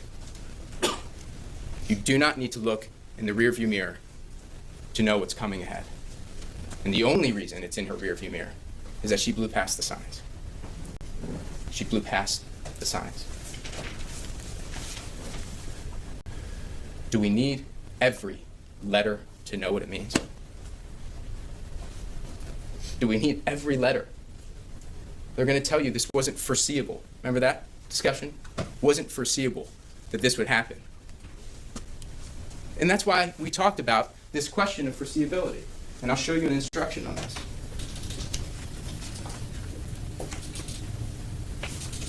This is instruction 17. The defendant is not required to have anticipated or foreseen the precise injury, but it is sufficient that a reasonably prudent person would have anticipated or foreseen that some injury or damages might probably result from the negligent act. What does that mean? What that means is, and what they're going to try and argue to you is, who could have seen that a 6-year-old would pull out a gun from his pocket, point it at a teacher, and shoot? That's not the question. The question is for every moment, every minute, every second that a gun is in the possession of a 6-year-old, who, I agree, has totally unpredictable behavior. If anybody has dealt with 6-year-olds, it's totally unpredictable. All the more reason to find the gun. All the more reason. That gun could have been popping up and down in his jacket and gone off. Handed it to a friend and gone off. Showed it to a friend and a book hit it and gone off. Dropped on the floor and gone off. You do not have to foresee the precise injury that was caused. Only that some injury or damages might probably result. We can go to the... And for 2.5 hours, this thing was beeping on her radar. Beeping. I use this as a metaphor to talk about what we just talked about. Because the focus here is a gun in a 6-year-old's hand. But I want you to think for a moment. Imagine there was a gun sitting right here on the playground at an elementary school. And a student comes up and says, there's a gun on the playground. Isn't the danger apparent just with a gun near the proximity of any of these agreeably unpredictable children? Isn't that the danger? Because the gun is what changes everything. And you may hear, well, we don't know if it was a real gun. We don't know. I think we heard from Dr. Klinger. Maybe it's kids talk about squirt guns all the time. We really going to take that chance? Really going to take that chance? I have friends that like to play roulette. When they go up to the roulette table and they throw that ball and they put their chips on whatever color they want, you know what they've already decided? Win, lose, or draw, I'm indifferent. That money's gone. If I win, great, I'll have a great night. If I lose, I've already accepted the fact that I've lost. They are indifferent to the chips on the table. They are indifferent to the odds that are before them. And if you're willing to gamble on a real gun or a squirt gun at an elementary school, you are indifferent to what happens next. You're going to hear from the other side. I'll point this out to you in an instruction. This question of gross negligence. It's instruction 13. The degree of negligence which shows indifference to others that constitutes an utter disregard of caution amounting to a complete neglect of safety of another person indifference. And the other thing that you'll find in your instructions, and I'll point this out to you to say,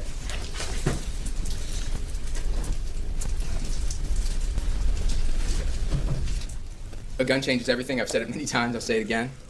That first time, that first moment, not acting is indifference. Every minute is indifference. But even if it was just me trying to hit the apple instead of me trying to throw the ball at Jeffrey, even if it was not indifferent the first time, you follow? Even if the first time wasn't indifferent. What the law says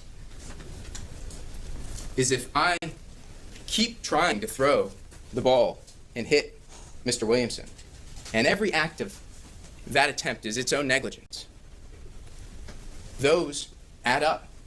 And you start to wonder, what are you thinking? Why do you keep trying to throw the ball and you're not getting the outcome that you're trying to achieve? And so each minute, I said every minute matters, because each minute in which there's nothing done, in which the actions that she's supposed to take are not taken, in which she's not ensuring the safety of the people on that campus, each minute adds up. It adds up, even if each one of them on their own is an indifference.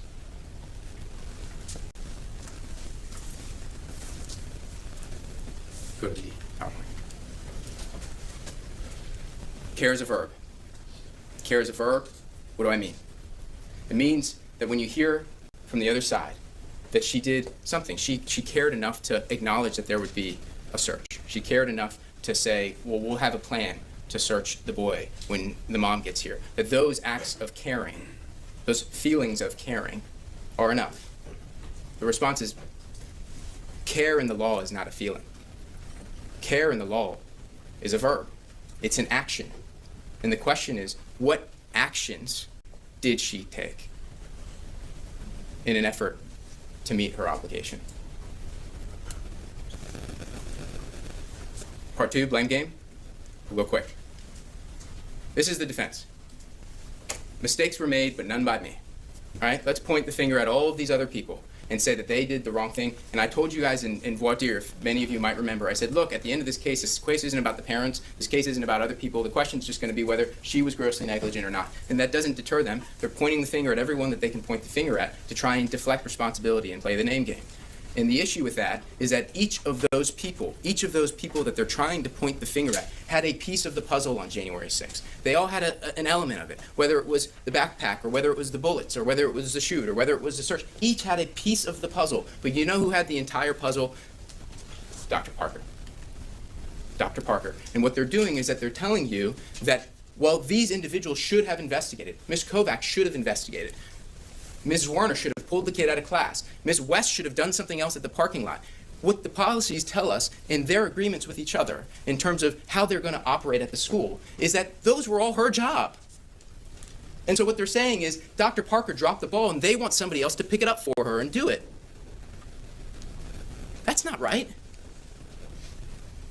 And every time they come up here and say that XYZ person should have done something different, that Ms. Kovac or maybe Mr. Rawls should have searched, just tilt that rear view mirror and look at it yourself. Because every finger that's pointed at somebody else by the other side of this case should really be a finger pointed at themselves in the mirror. What their job was, these staff members, was to be watchmen and to sound the alarm, and it was the job of administration within each of these policies to answer the call and to come and to do something about it. And each of them sounded the alarm. And they waited on the cavalry. And no one came. I told you I'd tell you about that moment where he said, hold on. Remember the moment Mr. Rawls says to Abby, hang tight. Hang tight, we're coming. Every minute matters. And what Mrs. Zwerner should have seen coming through that door was the help that was promised to her. That we're coming. The cavalry is on the way. The first time Ms. Zwerner saw a police officer on January 6th, 2023, should have been when they walked through that door, not when she was laying on her back in the administrator's office.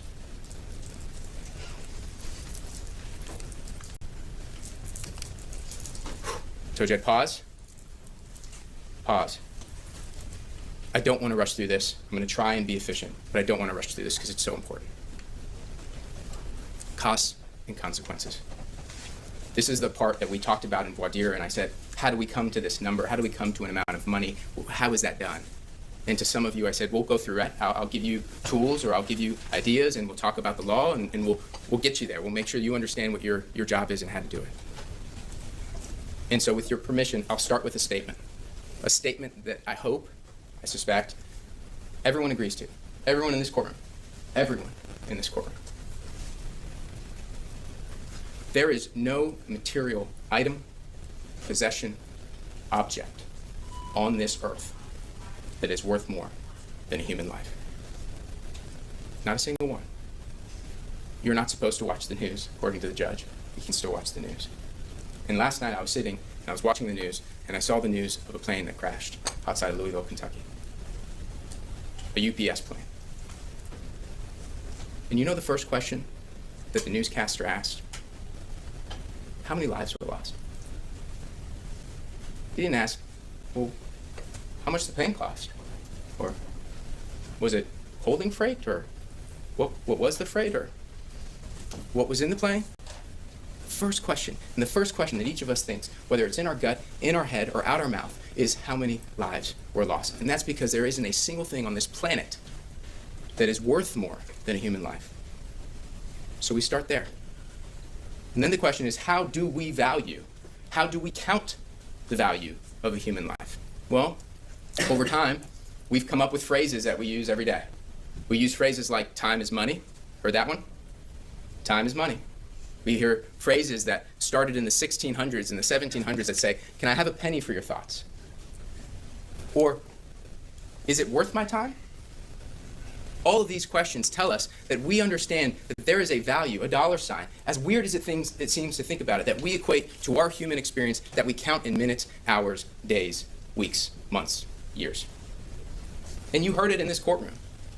We had experts take the stand, and they were asked, how much are you being paid for your time? Remember that? $500 an hour to be here. Now, Dr. Klinger took the stand for about 2.5 hours, more than $1,000, sitting in this courtroom, talking about life experiences that she lived. And nobody blinked an eye. We understand, whether we ever think about it or not, that there is an equation, that we can equate human life and our experiences to dollars and cents. And it's my job to try and talk to you about that, and it's ultimately your job to decide how much it's worth. So, the jury instructions will tell you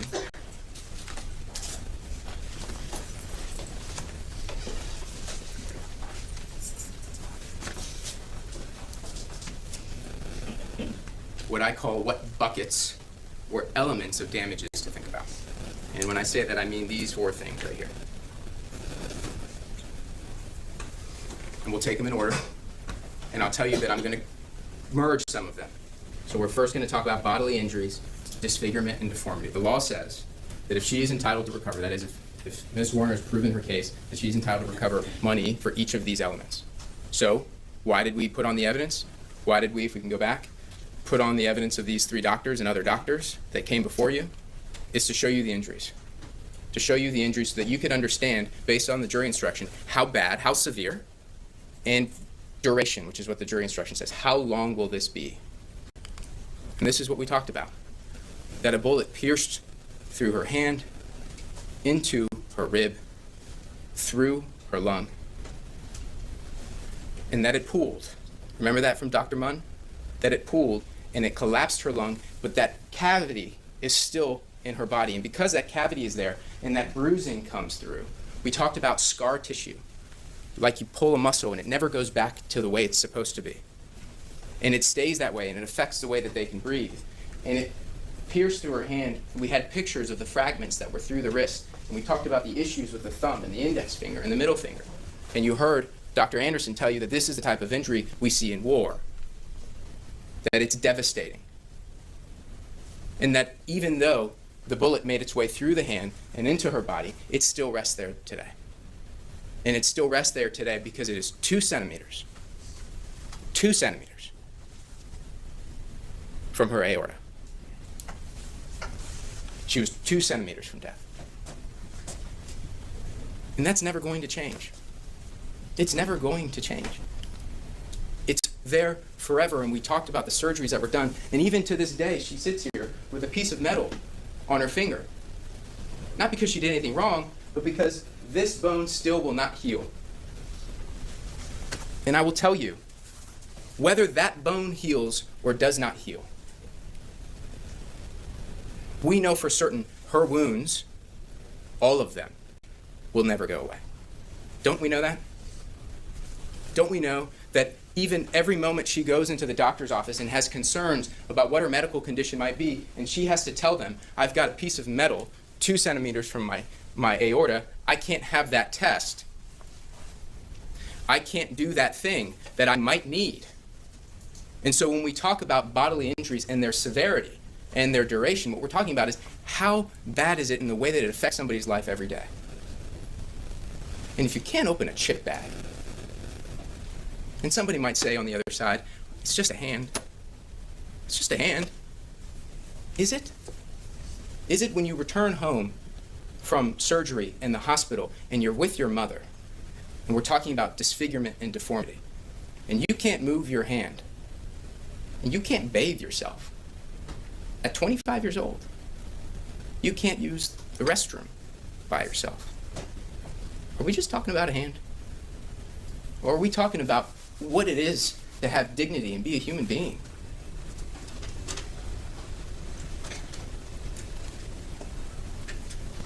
The element of instruction talks about mental anguish. It talks about physical pain and mental anguish. But I'll tell you right now, physical pain, she felt more than anyone could ever imagine. I promise you that. And we showed you videos to try and tell you and show you exactly what it was like. But even when the pain goes away or goes down, this doesn't. This keeps going. And we heard from Dr. Watson, and we spent time talking about re-experiencing. Do you remember that? And I had a roadmap stop with Dr. Watson that said brain and body. Remember that? Brain and body. Why did we talk about brain and body? Because you don't injure part of a human being. You don't just injure a hand or an arm. You injure all of them. You change all of them. And what we heard about and what we talked about is a young woman at 25 years old, who had chosen her way of life, who had decided who she wanted to be, where she wanted to go, and the purpose that she would achieve. You heard from her sister that said she had a purpose. She knew what she wanted, and she was chasing it at 25 years old. And some may say, do you want to be a teacher? Really? That's what she wanted. Maybe it's because her mother did it. Maybe it's because she wanted it for herself. But that was her choice. And they'll talk to you about cosmetology school, like she had considered this beforehand. Really? Really? She chose to be a teacher, knowing full well from the experiences of her mother exactly what it meant. That it meant sitting with a printer next to you while you sat next to your sister and she watched movies. That it meant late nights. That it meant early mornings. That it meant difficult times with your students. That it meant being around them and shaping the future of our country. And I'm not saying that to you to tell you that being the teacher is the most valuable thing in the world. What I'm telling you is that it was her choice. It was her choice, and her choice to be what she wanted to be is changed and taken from her. What do we value that at? What do you value it at when you decide that this is who you're going to be in life? And through no fault of your own, against your will, and without your consent, that's taken from you.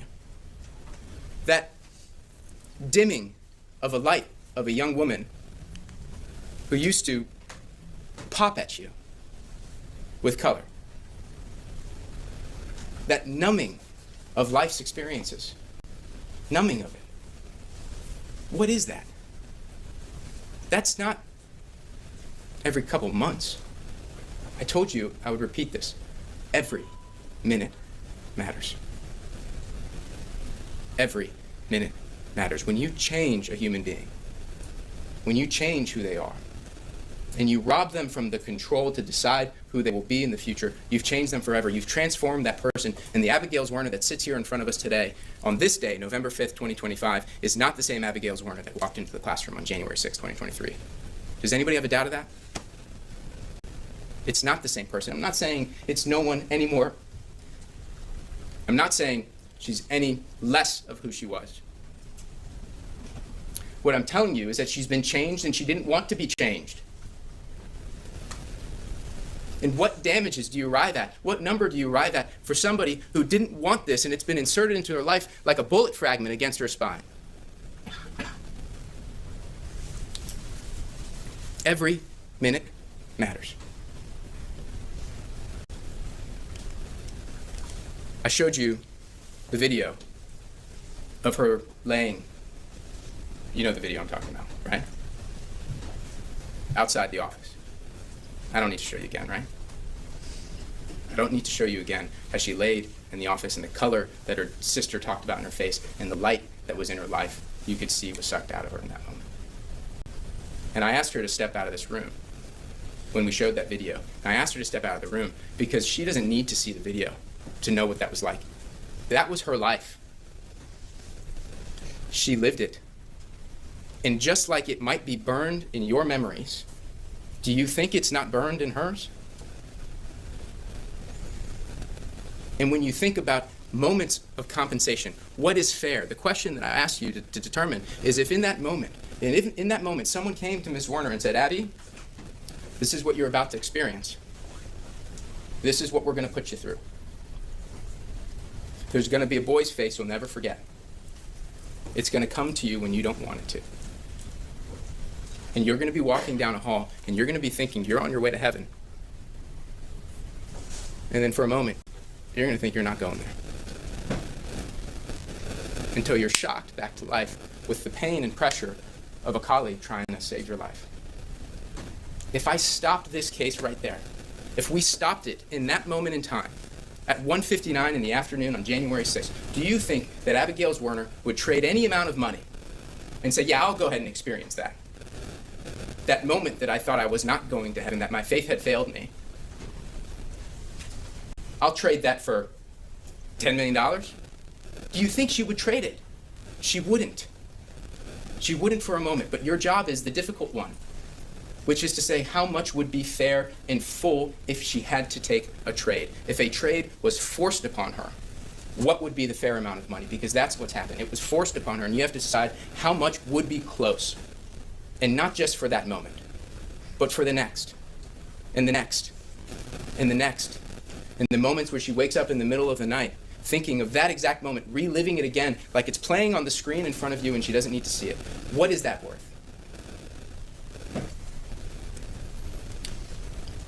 There are some holes.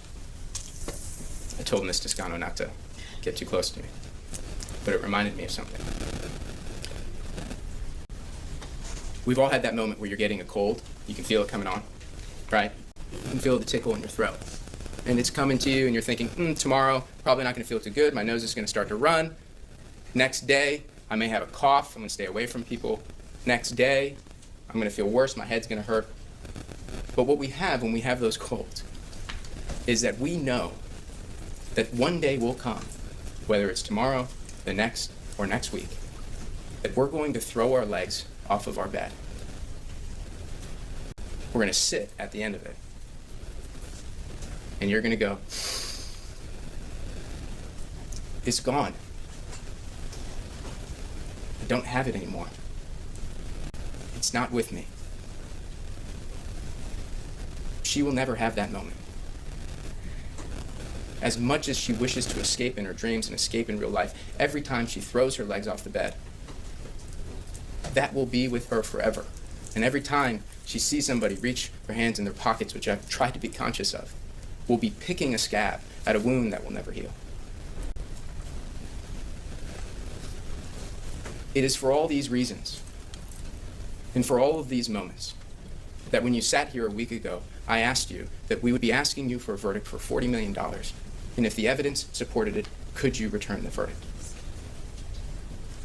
It is because she will never be the same. And somebody might say, they might say, that's a lot of money. It is a lot of money.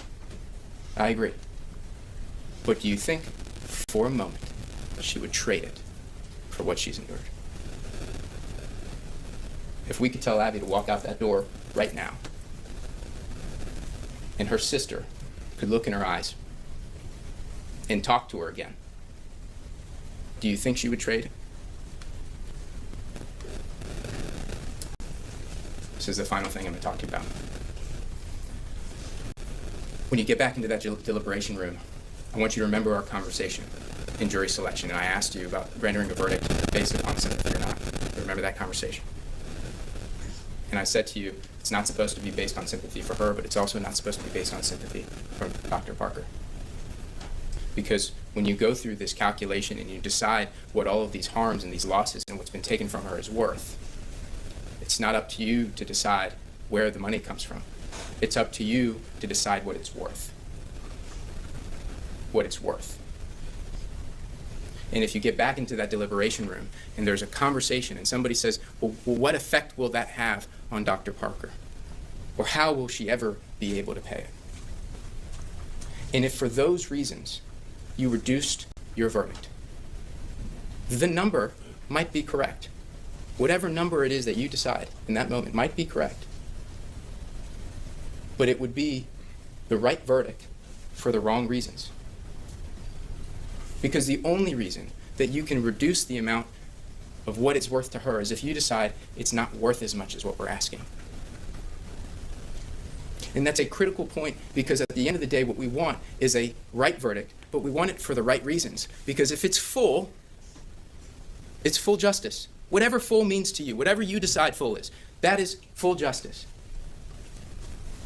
And any centimeter or sip less than full justice is injustice. And injustice anywhere is a threat to justice everywhere. And so when you decide this case, when you analyze the facts, when you consider all the evidence, and you decide what's full and what's fair, I'm asking you, and I trust you, to render the right verdict for the right reasons. Thank you so much for your attention. All right, thank you, Mr. Benioff. All right, I think based on the timing, it's probably appropriate to take a lunch break now, because you wanted a break to set up anyways, correct? Take a short break and go ahead now, or I can wait till after. I think because it's 1 o'clock, we'll go ahead and take our lunch break. Now we'll keep it to 45 minutes, so no one has to go.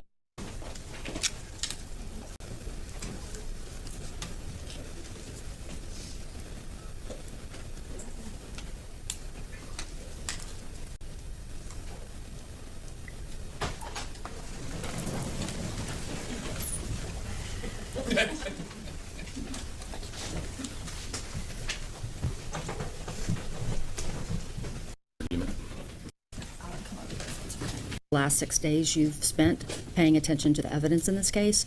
It's vital to our judicial system, and I want to thank you for that. I'm going to tell you what I'm not going to do today.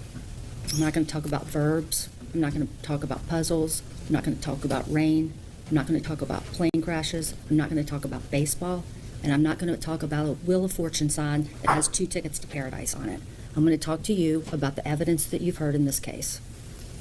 We're going to start here. Sounds like somebody was a little bit salty about that closing argument. They didn't like that at all. She didn't, I should say. She did not like that. Because here's the thing, he didn't talk about any of those things. He used all of those things as analogies. That's the difference. She can't do that. You'll receive a jury instruction that says that you can't base your verdict on sympathy. And why do I say that? Because who here doesn't feel sympathy for Ms. Zwerner? No one. No one. We're not here to challenge that. But what this case is about, it's about real-time judgments in an elementary school on January 6, 2023. Real-time judgments, not hindsight judgments. It's about the likelihood that a 6-year-old little boy had access to a firearm, access to bullets, dropped off by his mom with a loaded firearm in his backpack, took a loaded firearm out of his backpack, aimed a loaded firearm at his teacher, pulled the trigger, and shot the teacher. It was unforeseeable, it was unthinkable, and it was Shot the teacher? Really? We're going to back away from names already? We can't even say shot Abby Zwerner or shot Abby, shot Miss Zwerner. We're just going to go with shot the teacher. All right, I see where we're going with this. unprecedented. You heard many people tell you that, but we're going to start with this person. Who was that? Amy Klinger. She's a national school safety expert. She's written a book on school safety. And she came here and she told you the framework about how decisions are made among administrators and people in school systems, and we'll get to that later. But she told you, Mr. Beniozen talked about me blaming everyone else, but she told you that everyone involved was doing an analysis that day, but they did not perceive this to be a plausible imminent threat because it was a 6-year-old. It was unthinkable and certainly unprecedented. But now we're here. We're in the hindsight phase. Criticisms to find fault. 3 years later, with the outcome known, trenches have been dug. Somebody's got to go down. We're going to blame this person for it, Dr. Ebony Parker. She's mad. She's big mad. She was the assistant principal at Richneck Elementary School on January 6, 2023. We'll talk about the issues in the trial, and I'm going to move past this quickly because Your Honor is giving you jury instructions. You're going to take the jury instructions back, and you'll see all the issues in this case. And I won't belabor this issue, but I'm going to tell you something. When you get back there, I want you to look at jury instruction number 16 about assuming a duty.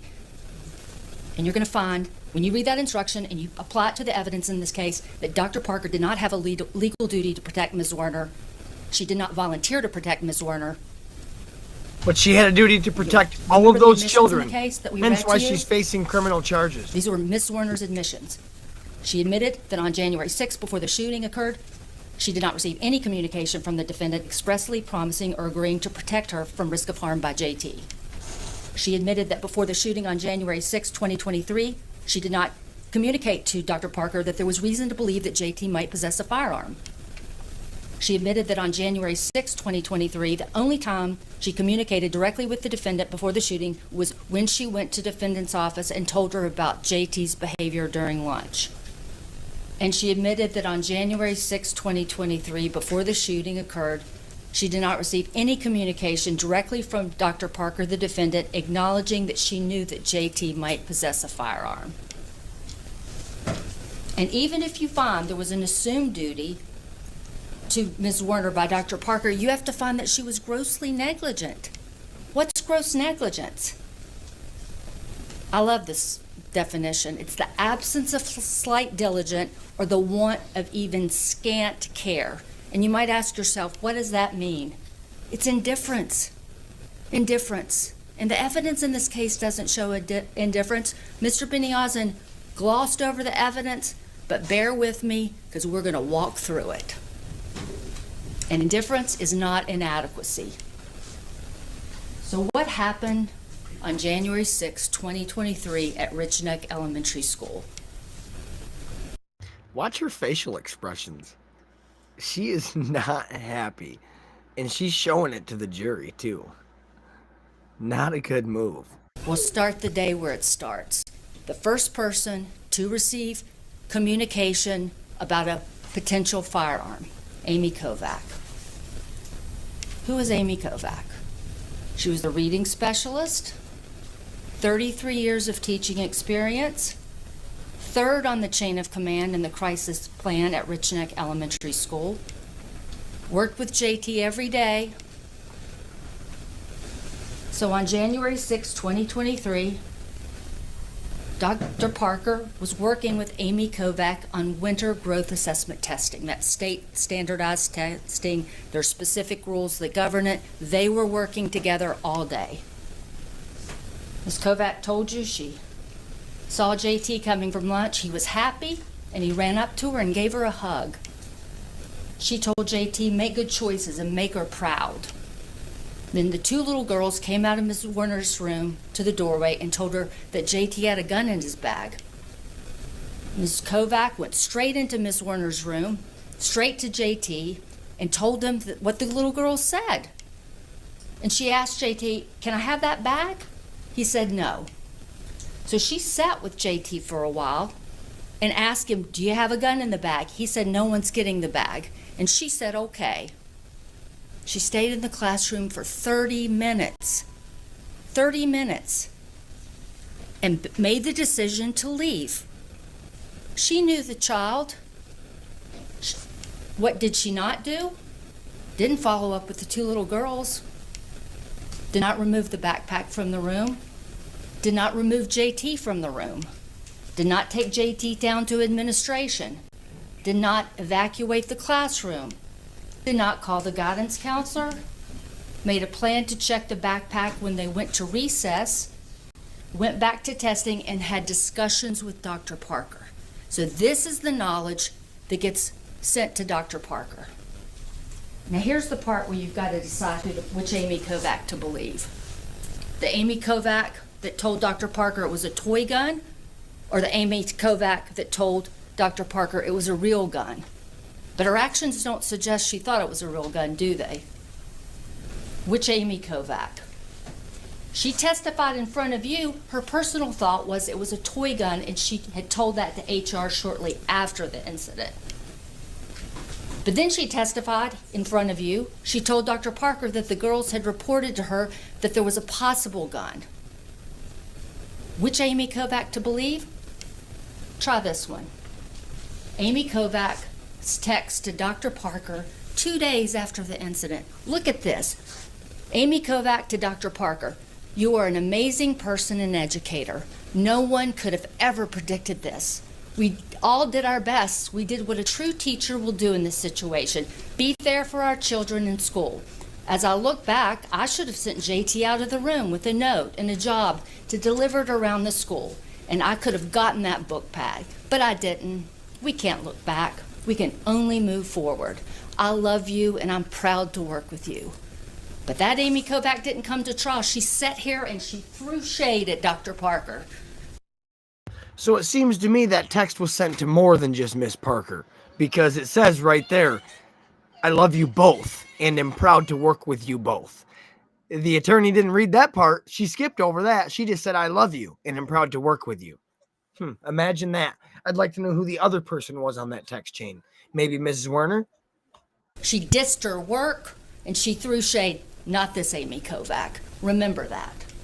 Credibility. You'll get an instruction on credibility and you can use your common sense. You'll see the jury instruction. You're the judges. She's of the talking to facts, these the jurors like credibility of the they're witness, dumb. And the weight of the evidence. Use your common sense in judging testimony. Think about this. Who was the second person that day to hear about whether JT might have a weapon? It was Miss Zwerner. She was in the classroom when this went on with Miss Kovac, 30, 40 minutes, whatever it was. She sat here and she agreed that discipline is the initial responsibility of the teacher. She had dealt with misbehavior. How she dealt with student concerns was to first talk with the student. She spelled She dealt told you wrong. she'd taken a student by the hand, had removed a student from the classroom, and that was JT just 2 days before. He had thrown her phone, broken her screen protector, and she took him by the hand and she took him out of the classroom and brought him over to Miss West's class across the hall. She also told you that she had a classroom phone to call the officer parents, and she had requested assistance from guidance before, had requested help on the walkie-talkie. Miss West across the hall had the walkie-talkie. And the same day that JT threw her phone, she went over with JT and had Miss West get on the walkie-talkie and call Mr. Rawls to come and get them. So she knew how to remove him from the classroom. She also knew how to evacuate the classroom if she sensed danger. And remember, showed her the text. It was a year before. Miss Wynn herself tells her friend Rosalie List, another teacher at the school, that Q was at the office all day. I had to evacuate my room early for lunch. But on this day, she was in there when Miss Kovac was there, loudly talking to JT about whether he had a gun in the backpack. She also told you in court that she had emailed Dr. Parker before. She had walked in and talked with Dr. Parker before. She had had guidance take students to Dr. Parker's office. Remember that testimony? You'd go to Dr. Parker at times. You would email her. You'd walk in her office. And if necessary, you'd get guidance to take the student to Dr. Parker's office. Ms. Zwerner told you that she had discussions with Dr. Parker about JT's behavior during lunch, but not about a report of the gun. She had discussion with Amy Kovac in her classroom about the reports from the 2 little girls in her classroom. She had discussion with Amy Kovac in her classroom after Amy spent time with JT and did not search the backpack. She witnessed JT rummaging through the backpack. She witnessed JT put something in his pocket. And she observed JT at recess with hands in his pockets and R telling JT to keep his hands in his pockets. She had discussion with Jennifer West about that, the lead teacher with the walkie-talkie, and discussion with Amy Kovac at recess. But there are things she did not do. She did not follow up with the 2 little girls. She did not speak to JT, did not remove the backpack from the room, did not remove JT from the room, did not take JT down to administration, did not evacuate the classroom, did not call the guidance counselor, did not make use of the walkie-talkie, and did not call the parents of JT. Did not seek classroom coverage to personally discuss any of this with Dr. Ebony Parker. No visit, no call, no email. We'll get a jury instruction on contributory negligence. It is the failure to act as a reasonable person would have acted for her own safety under the circumstances of this case. Any negligence of Ms. Zwerner, which was a proximate cause of the accident, will bar her from recovering. Let's talk about other people involved that day. Jennifer West. You remember Ms. West? First grade teacher across the hall. She had the walkie. The classroom right across the hall from Ms. Zwerner's classroom. Was on the playground during recess with other first grade classes. Learned about JT on the playground and the discussions about him. I was informed that he took something from his backpack. I can't speak for sure if I was told it was a weapon. That's what she said in court. She left the playground to deal with another student. Asked Ms. Zwerner to take her class back in the building. Remember, you're the judges of credibility. If you thought you were leaving a child on a playground with a gun, why would you say, why don't you shepherd your class and my class back in the building? Use your common sense. Ms. West encountered Dr. Parker in the hall. And so they'd come in and said Dr. Parker was indifferent. Dr. Parker was dealing with another student, Ms. West's student, and she didn't say anything to her about JT. Use your common sense. There was discussion with R about what JT showed him on the playground. We've heard about that. And Ms. West said, R told me he said that JT had a gun and he saw it in the bullet, and I said, well, what color? Trying to see if it was real or not, and he said it was bullet color. In trial, Ms. West had one version of that story. She was asked, Ms. West, you testified that when you arrived on the playground, you weren't told specifically whether or not JT had a gun. Answer, that's what my I wrote down notes that night, and that's what my notes say. But in her deposition, she had to admit she said something different. Your testimony under oath at the deposition preceding the trial was that Ms. Zwerner had reported to you the child did in fact have a firearm. Well, that's what I said then, yes. You're the judges of the credibility of these witnesses. John Sims, music teacher, covering phones in the office. The most important thing he told you, Ms. West didn't call him. He called her about another student, and that's when she mentioned what R had said. Now let's get to Mr. Rawls. Remember Mr. Rawls? Who was he? He was the guidance counselor. He was a member of the threat assessment team. He was part of JT's student success plan, worked with him all the time. Very familiar with JT, and he told you he had some learning and some behavioral issues. JT had been taken to Dr. Parker's office on multiple occasions. And he, in fact, had been the one to take JT to the office 2 days prior when Ms. Zwerner asked him to. Mr. Rawls told you about what happened on January 6th. He was working with Ms. West on her student that had eloped, that Dr. Parker was all involved in.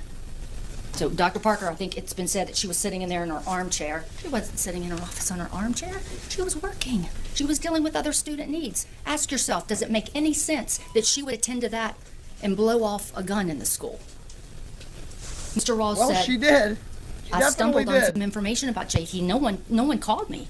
He's coming down the hall dealing with Miss West's student, and she tells him that R said something about ammunition or bullets. So Mr. Rawls spoke with R. and he did not interpret it to be a threat. It was a 6-year-old. 6-year-olds say things. Mr. Rawls, ever heard anything about a gun? No. You heard something about bullets? Yes. So at the time, you did not feel the need to remove JT from Ms. Zwerner's classroom? No, I did not. Later that day, or a little while later, Mr. Rawls had a discussion with Dr. Parker about the other student and about ammunition or bullets, and the bag already had been checked. He learned that the book bag had been checked. And he discussed with Dr. Parker checking the person. Dr. Parker looked at the clock and said, why don't we wait for his mother to arrive? And he said he understood because he was 6. And so think of the context that was going on at this point. He'd been allowed, Ms. Kovac had investigated. She felt comfortable leaving the room. She felt comfortable not taking the backpack. She was not a young teacher. She was very experienced. She worked with this child every day. She knew this child, and she felt comfortable leaving that room. So that's a context. And then Ms. Zwerner didn't remove him from the room. And Mr. Rawls told you he understood because it was a 6-year-old. And he didn't feel the need to go around Dr. Parker. He didn't feel the need to do that. It's a 6-year-old. Later in the day, Mr. Rawls had gone back to his office. There was a lockdown, and he was coming down the hall. And he ran into some custodians. He didn't know there had been a shooting. And one of them said, they got him. And he said, got who? He told you he didn't have any idea who they were talking about. It was like, oh, it's JT. I knew it. I knew it. He didn't say that. He had no idea. And Mr. Rawls told you that he went to his office and cried. You'll see that in the statement that HR had Dr. Parker write after, a couple days after. People hadn't lawyered up at that point. Maybe some of her language wasn't the best, but she told the story. She told that she cried too. They told the truth. No one saw this coming. Now let's talk about the experts in the case. Largely, their expert agrees with Dr. Klinger. Let's talk about it. Ann Shufflebarger, but let's first say, who is she? She's retired from the Virginia Beach Public Schools. She's never been an expert before. She was introduced to the case through her sister-in-law, one of Ms. Zwerner's attorneys. She agreed that this was a rare event. She agreed that the assistant principal is not solely responsible for school safety, that it's a team approach. You remember the Q&A? You agree that it's unfair to judge someone's conduct with 20/20 hindsight vision. I can see that. And you agree that Dr. Parker, in evaluating information regarding a 6-year-old having a loaded gun at school, something that had never happened to her, she didn't know the outcome of the day, correct? She also agreed that school safety is a team approach. It's not just one person's job, and we'll get to that in a minute, because Dr. Klinger made that clear to you and how that would be a terrible idea for it to be just one person's job. She agreed that the teacher in the classroom is the first line responder about student behavior. She agreed that assistant principals must rely on other staff members and teachers in determining whether reports are credible.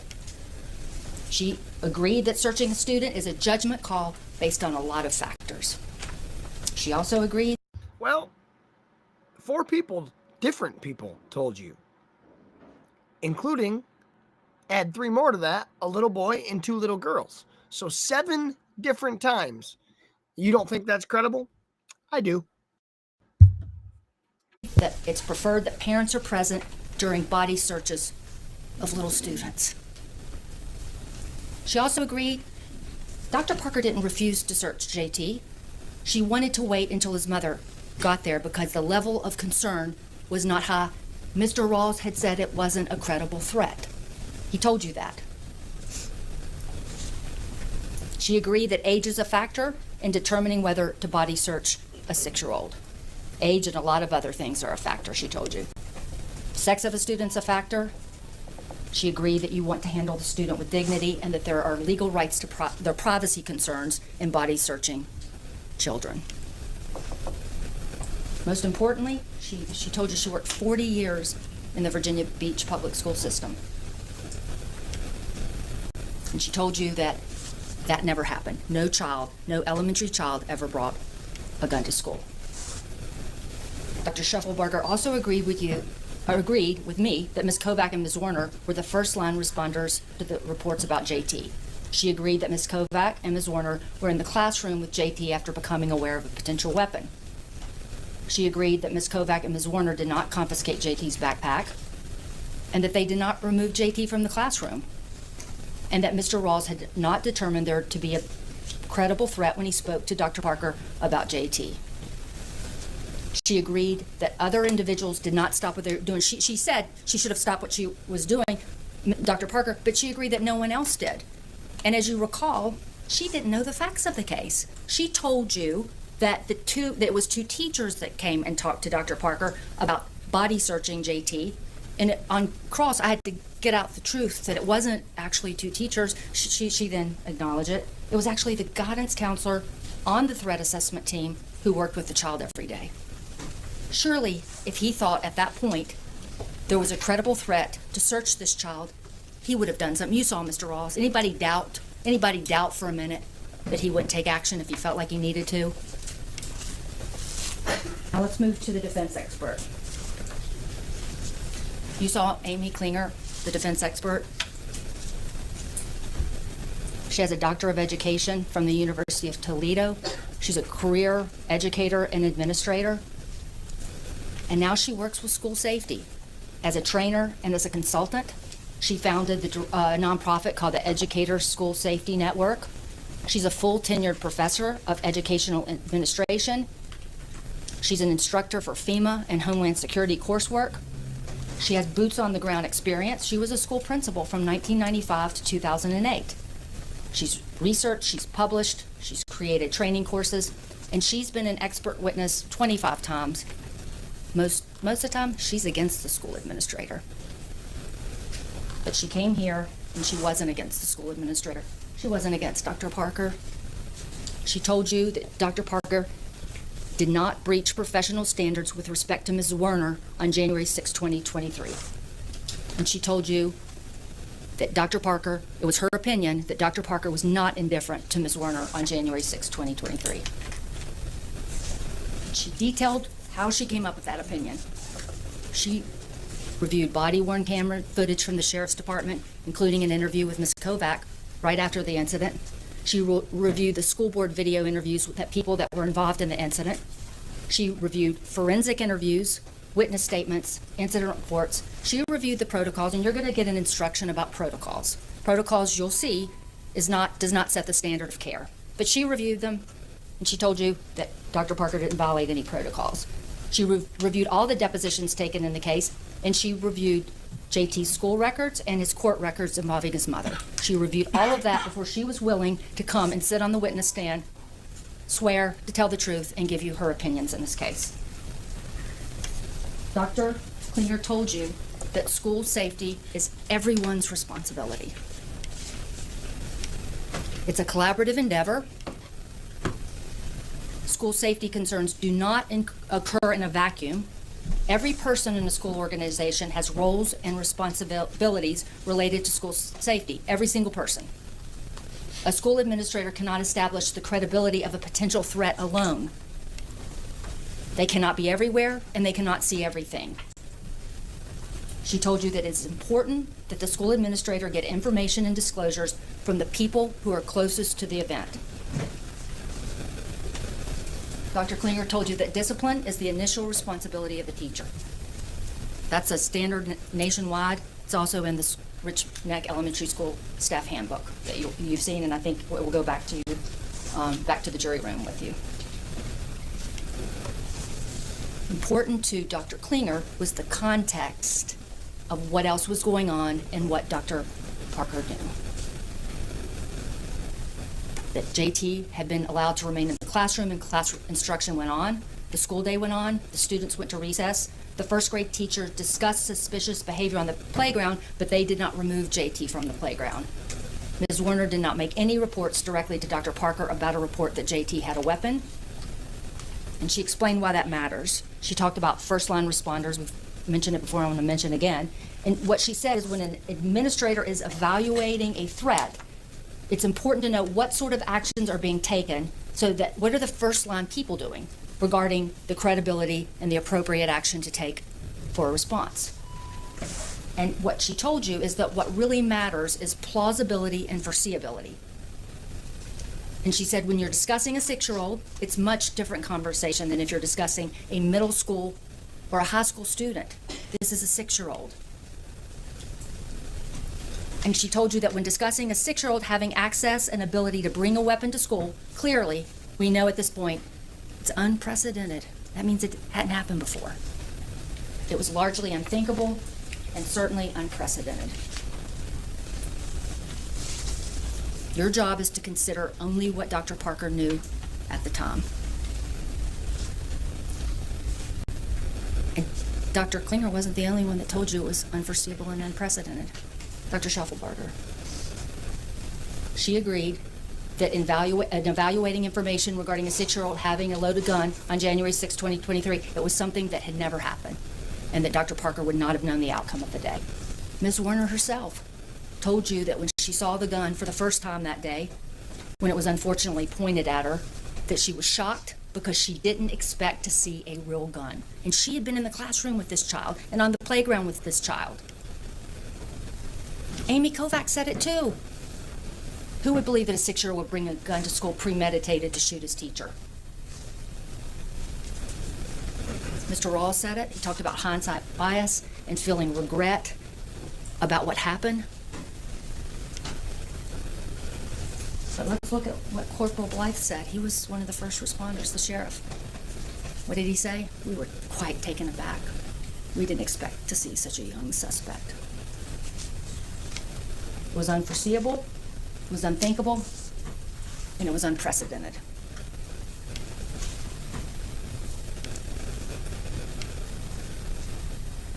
I submit to you that Dr. Parker did not assume a duty of care to Ms. Zwerner. She did not breach a duty of care, and that she was not grossly negligent. And it stops there. And you don't even get to damages. However, I need to talk to you a little bit about damages, and I'm going to tell you why. As you may recall, I questioned some of Ms. Zwerner's witnesses about her damages. And there was a reason I did that. Ms. Zwerner has come to this court asking for $40 million from Dr. Parker. And she told you that she cannot even open a bag of potato chips. And her counsel, he repeated that today.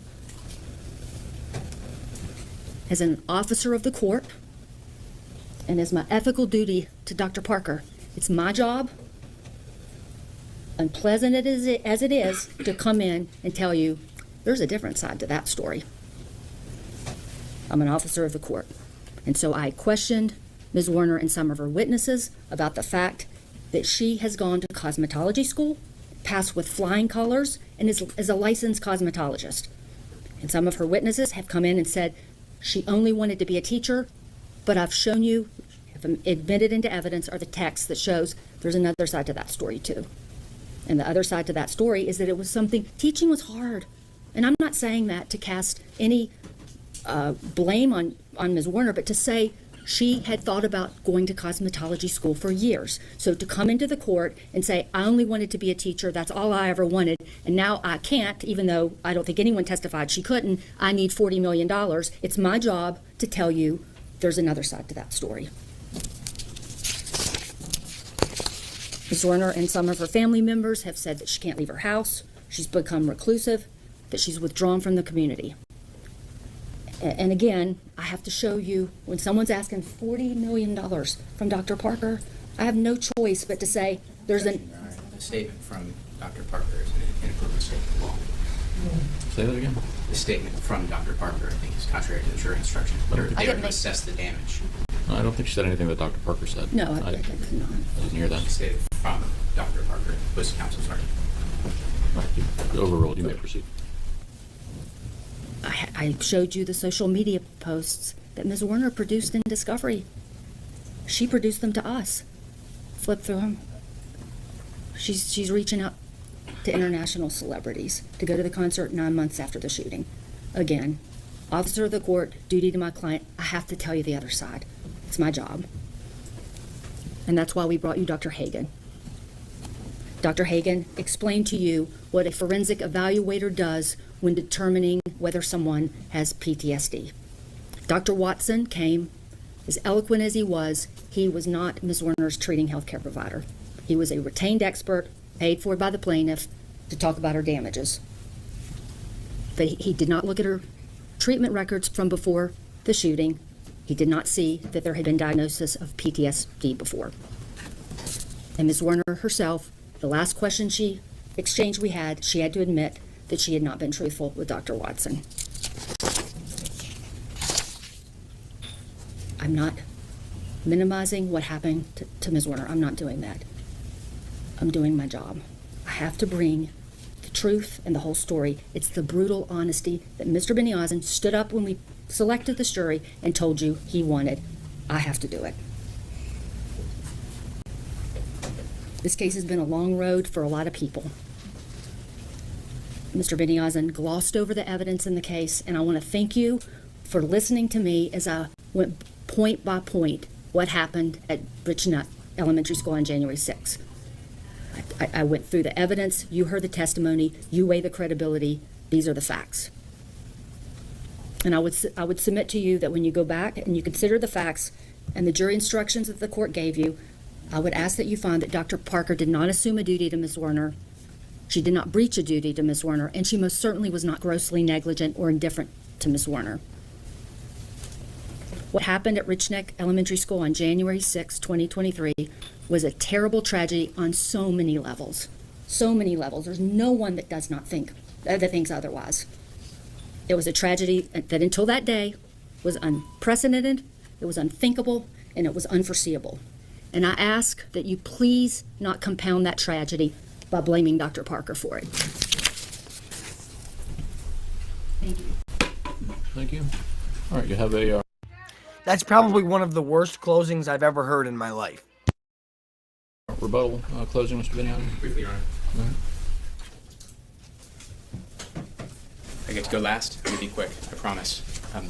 Throughout the trial, every time somebody says something, that I am sitting there and I just want to jump out of my chair and scream and say, that's not right.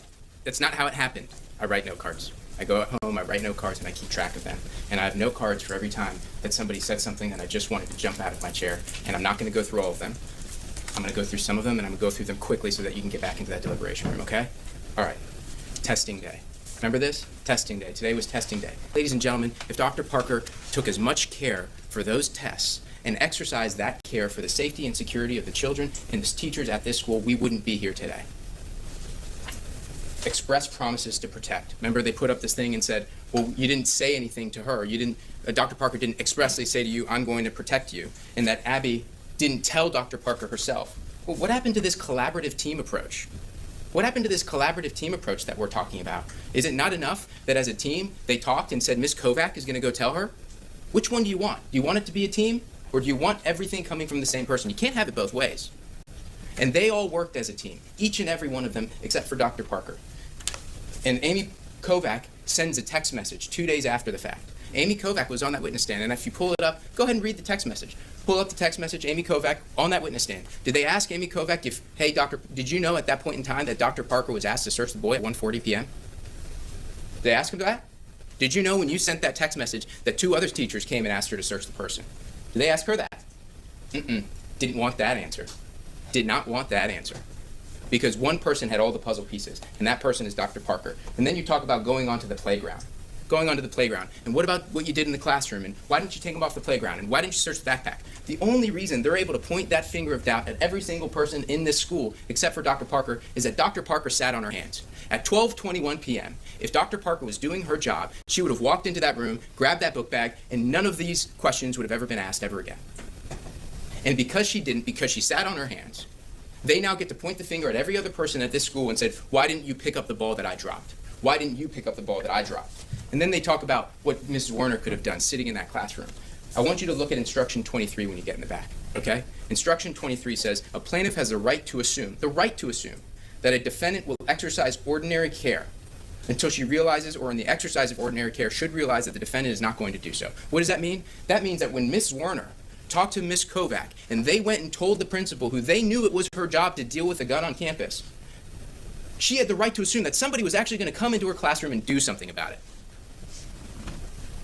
For every minute, she had the right to assume, whether it was in the classroom, on the playground, in the hallway, whatever, they had the right to assume that somebody was going to do their job and take care of her. And then they get up and say, oh, the expert's lying because she mixed up a guidance counselor. with a teacher. But it's not just the expert that's lying. They're all lying. They're all lying. Ms. Kovac didn't tell you the truth. Ms. West didn't tell you the truth. Mr. Rawls, I think, sounds like they told you the truth a little bit. Ms. Zwerner didn't tell you the truth. Everyone's lying. Everyone's lying. What does that tell you about common sense? They had days of evidence where you got to go home on Friday. Not a single person called. It was their turn. The only people they called as an expert were the people that they paid to come into this courtroom, and you're telling us that we're the problem for paying people?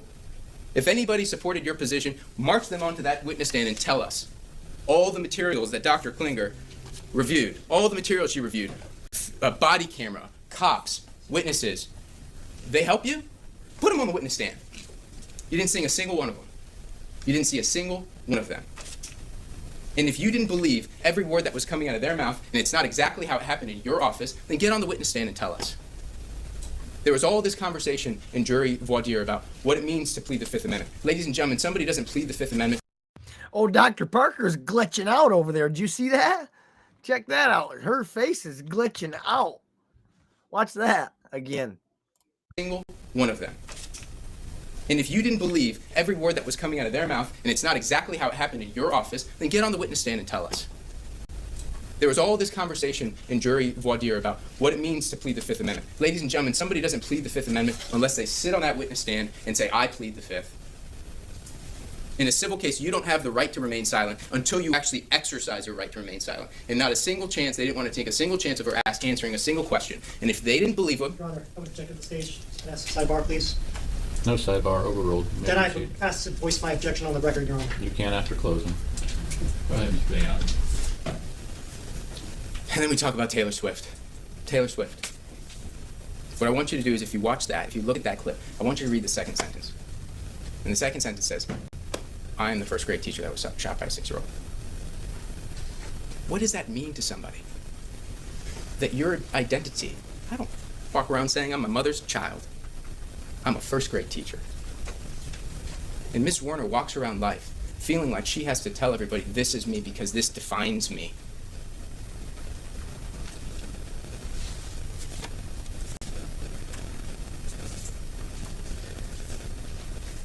When you get into that jury room, the very last instruction is about life expectancy. And what it says is that Ms. Warner has a life expectancy from today moving forward for 53 years. 53 years. Why is that instruction there for you? The instruction's there for you because when you're deciding what's full and what's fair, you're not just deciding tomorrow and what might happen the next day. You're not gassing up the plane to get to 45 or 55 years old. We don't get to come back here in 5, 10, 15 years and bring you all together and ask Ms. Warner, how are you doing? Are you still waking up at night? Do you still see that face? You have to make all of those decisions now. The other day, we took a lawyer break. Remember, the judge talked about lawyer breaks. A longer break than probably normal. And we were back in the room, and she was very nervous. And she was anxious. And we stood across the room from each other.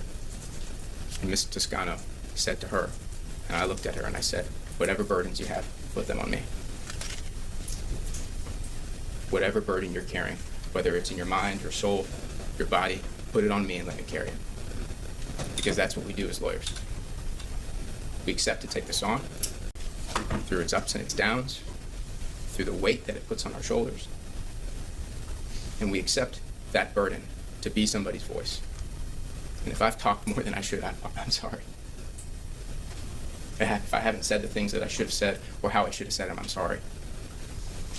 I've done it the best that I can. The best that I can, and I love what I do. And if I could get in that room with you and scratch and claw and fight for her, do you doubt for a moment that I would? Do you doubt for a moment that she would or he would?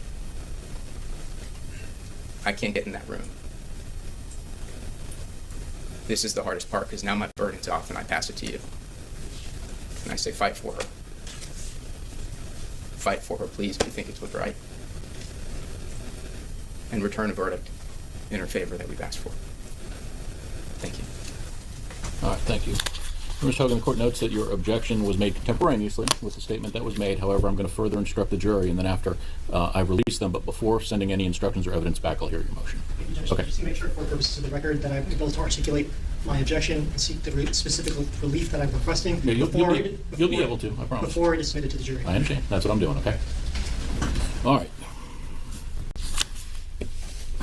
Members of the jury, this is an important case to both the plaintiff and the defendant. In order to reach a verdict, each of you must agree on that verdict. Your verdict must be unanimous in writing and signed by your foreperson. The first thing that you should do when you go back to the jury room is to select a presiding juror. Who is your foreperson? The role of the foreperson is to see to it that the deliberations are conducted in an orderly and businesslike manner, that they are conducted only in the jury room when all members of the jury are present, and that each juror has the opportunity to fully and fairly express his or her views. In the jury room, you will have access to the exhibits that were entered into evidence. You will have the instructions of law that I have read to you, and you will have the verdict form as well that I have explained. You should discuss the case with your fellow jurors to reach an agreement. If you can do so, I suggest that you discuss the evidence and the law to your satisfaction before taking a vote. If you find differences of opinion, and if it would be helpful to do so, I also suggest that you identify those issues as to which there are differences, and that you discuss to see if your differences can be resolved. Any comments made by the attorneys or the court during any objections or arguments are not evidence and should not be considered as such. Each of you must decide the case for yourself, but you should do so only after you have considered all the evidence and the law, discuss the case fully with your other jurors, and listen to the views of your fellow jurors. Don't be afraid to change your opinion if the discussion persuades you that you should, but do not come to a decision simply because other jurors think it is right.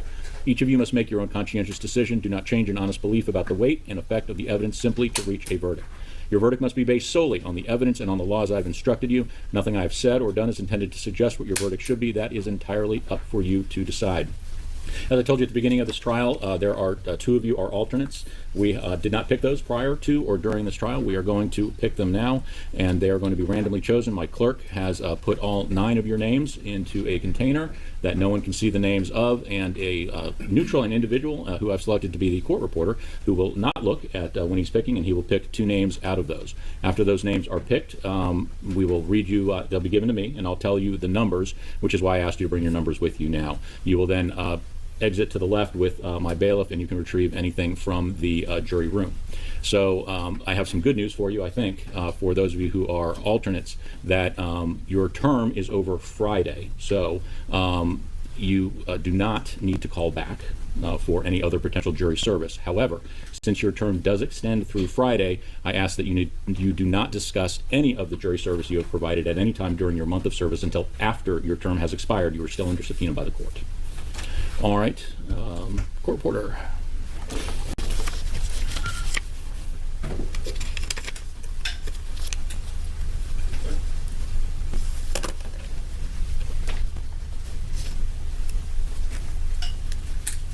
She's hoping for somebody specific. She's really intrigued by that.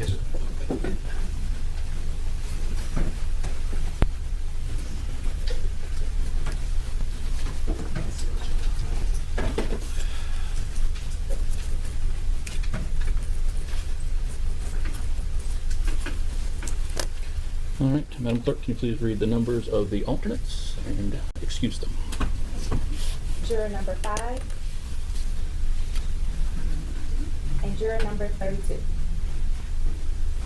All right, you are the alternates for this jury, and you are excused.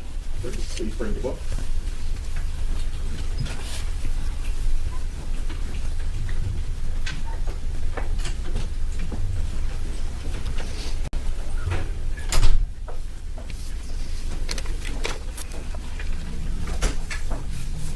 Wait for the deputy to come back.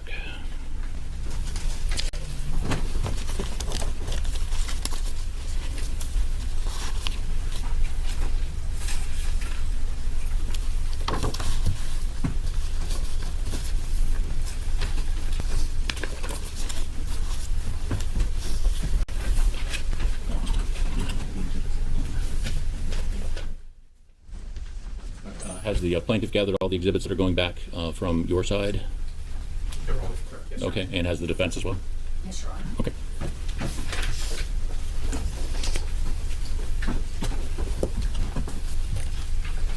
All right, so how we are going to proceed once the deputy comes back is that I'm going to ask that you not begin your deliberations in the back. There is a couple other things we need to take care of. But then once the deputy brings you the jury instructions, the verdict form, and all the exhibits that have been entered into evidence, that is your cue to begin your deliberations. So don't begin until you receive those things in the back.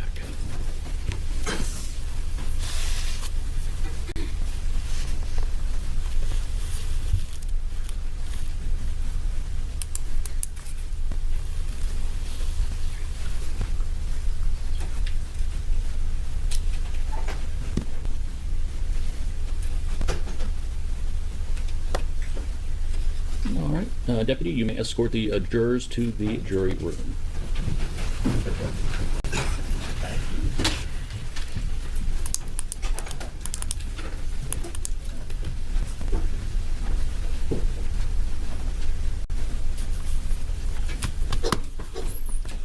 All right, you may be seated. Mr. Hogan, your motion. Yes, Your Honor. To be clear, for purposes of the record, my understanding is that the matter, the case is not submitted to the jury for deliberations, so this is a timing motion for mistrial, which I'm sure the court has anticipated.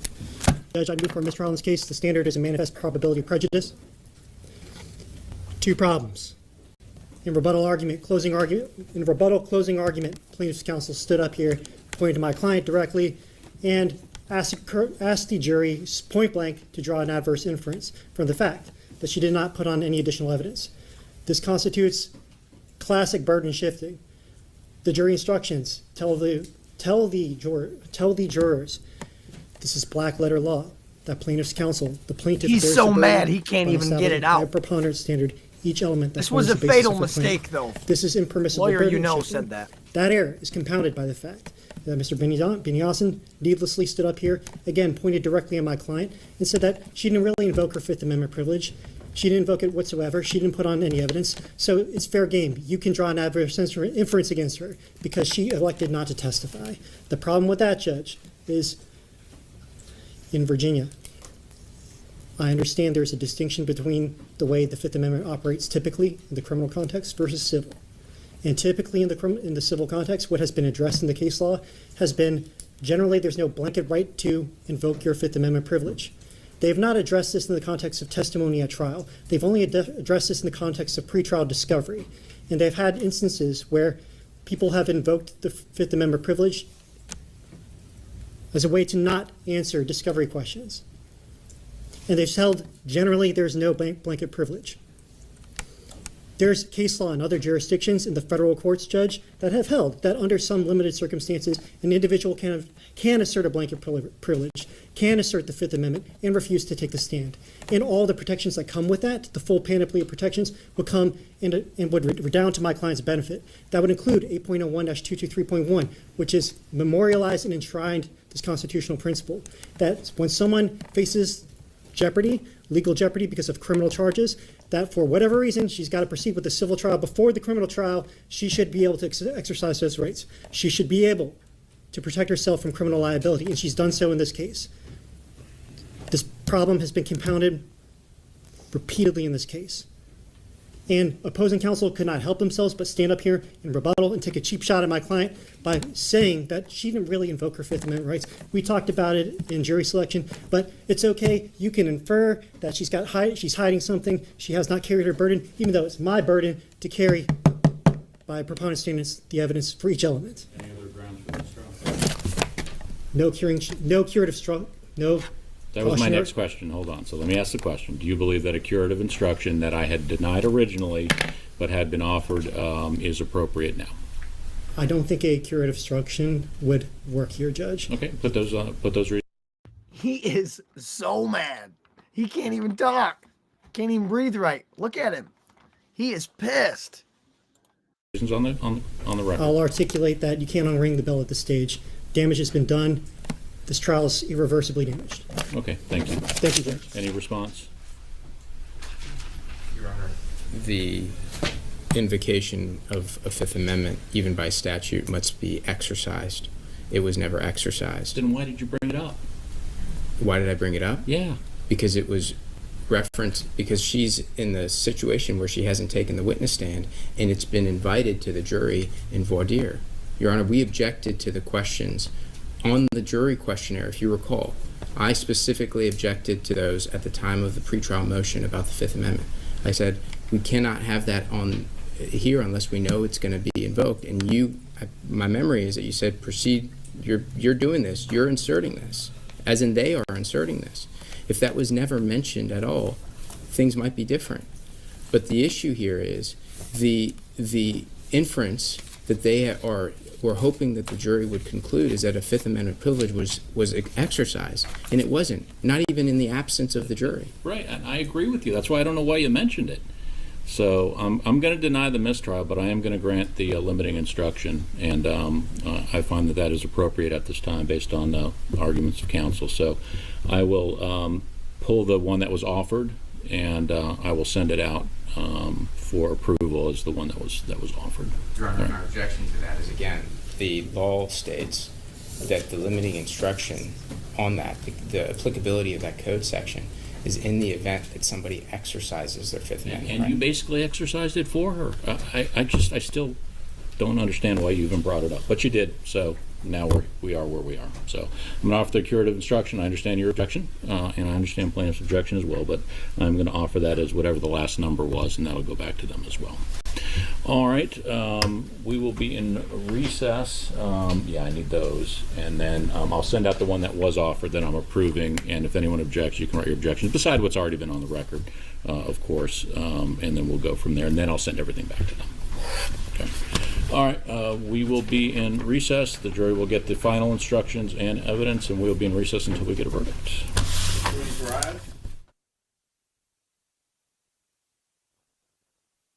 All right, I'm going to try to find the actual verdict being read right here.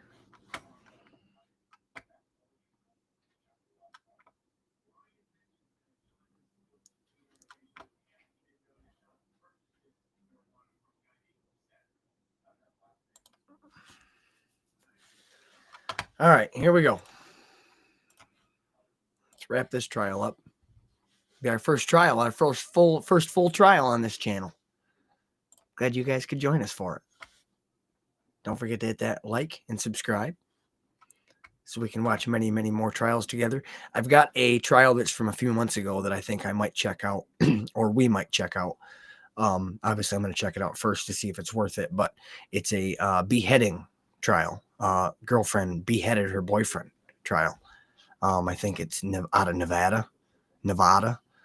I'm going to check that out and see if it's worth getting into. We also have Brian Walsh out of Massachusetts, Norfolk County. Cut his wife up, dismembered her, killed her, dismembered her. Never found her body. That's a big trial scandal thing going on out there in Massachusetts with the big Michael Proctor stuff. I'll get into more of that. Probably maybe this week. So that starts on November 17th, supposed to start November 17th. So not tomorrow, but the next Monday. So we're going to keep an eye on that. And then also her trial, Dr. Parker's criminal trial for 8 counts of child neglect starts on the 17th, or jury selection, I think, starts. You may be seated. All right, good afternoon, everyone. I understand the jury has a verdict. The order of things will be as follows. I will bring the jury in, and I'm admonishing everyone in the courtroom that I will not tolerate nor have any outbursts. This is a very important case to both sides, and the dignity of this courtroom has been upheld throughout this trial, and I appreciate that from both sides and the parties and everyone who has been here for the past 2 weeks, and I expect that to continue. If there are any outbursts, you will be immediately taken outside the courtroom and left to not listen anymore. So please, no outbursts. My clerk will take the verdict. She will then read it, and then we will have and hear any motions at that time. You may bring in the jury.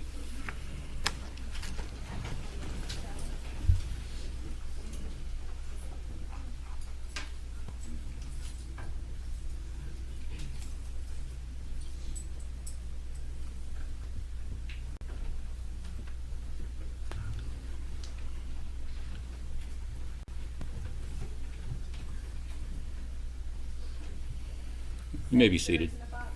Thank you. Members of the jury, I understand that you have a verdict. Is that correct? Yes, Your Honor. All right. Will the foreperson please identify him or herself by number? Foreman 37. All right. If you can fold that piece of paper as you had it and hand that to my clerk.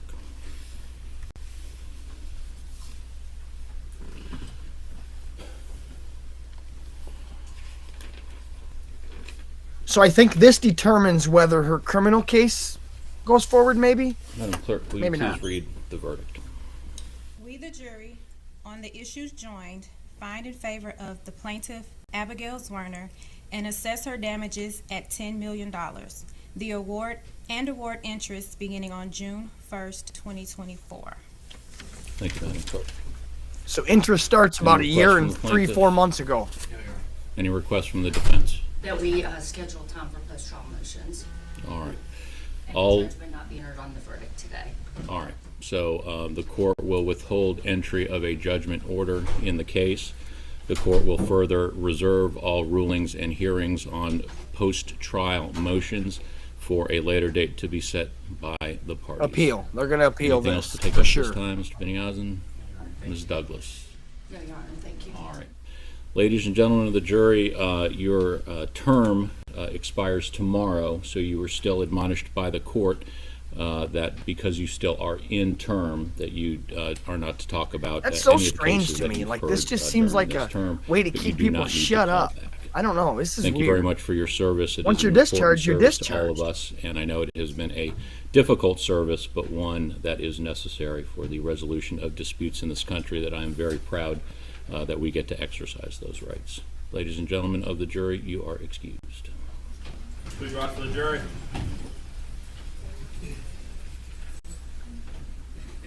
Good for her.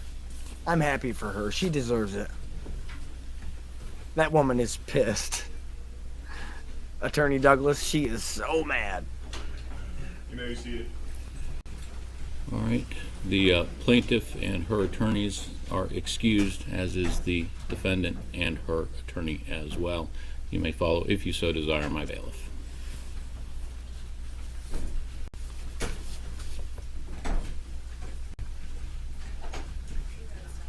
Even the attorneys looked like, wow, this is Court weird. stands in recess until 9 a.m. tomorrow morning.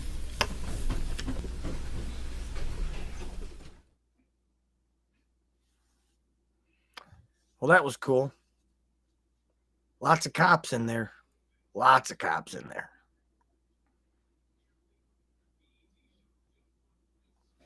Well, that was pretty cool. So her criminal trial is supposed to be starting soon. I just had it pulled up. Let me look again.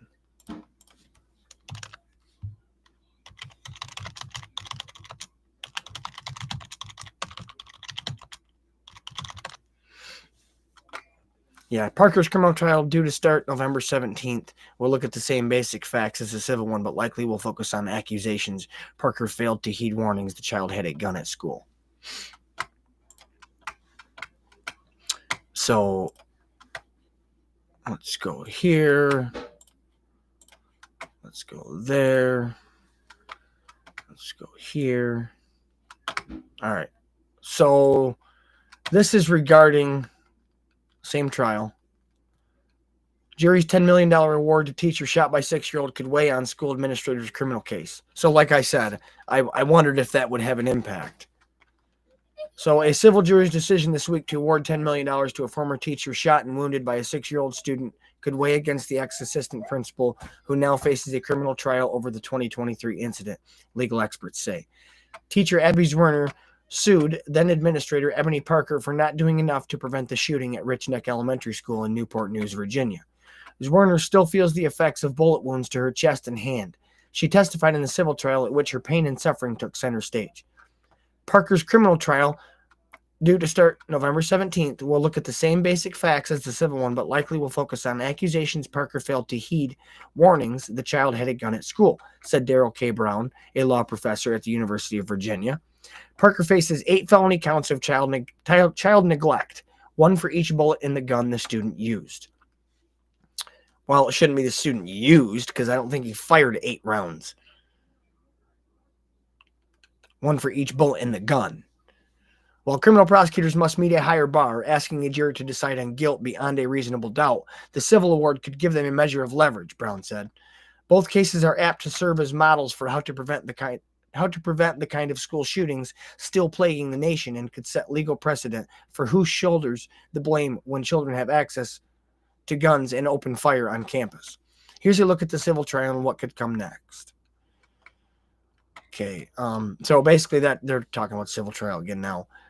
But yeah, so her criminal case will be starting next week. That should be interesting. I'm going to check that out, considering it's being streamed. If it is, then obviously we're going to check it out. But at the same time, the Brian Walsh trial is going to be going on, so maybe we'll have to check that out and do one in the morning, and then in the evening have to do a rewatch of the other trial for that day. Be long days for me, but it'll be worth it.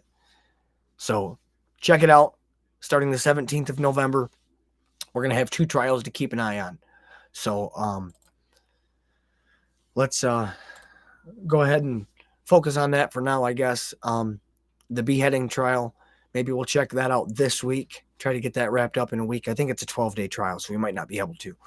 But otherwise, we'll find something else to check out this week. All right, guys. Have a good day. Have a good weekend. Rest of your weekend. I know it's Sunday. All right. We'll get back to you tomorrow. See you in the morning, 11 a.m. We'll talk to you.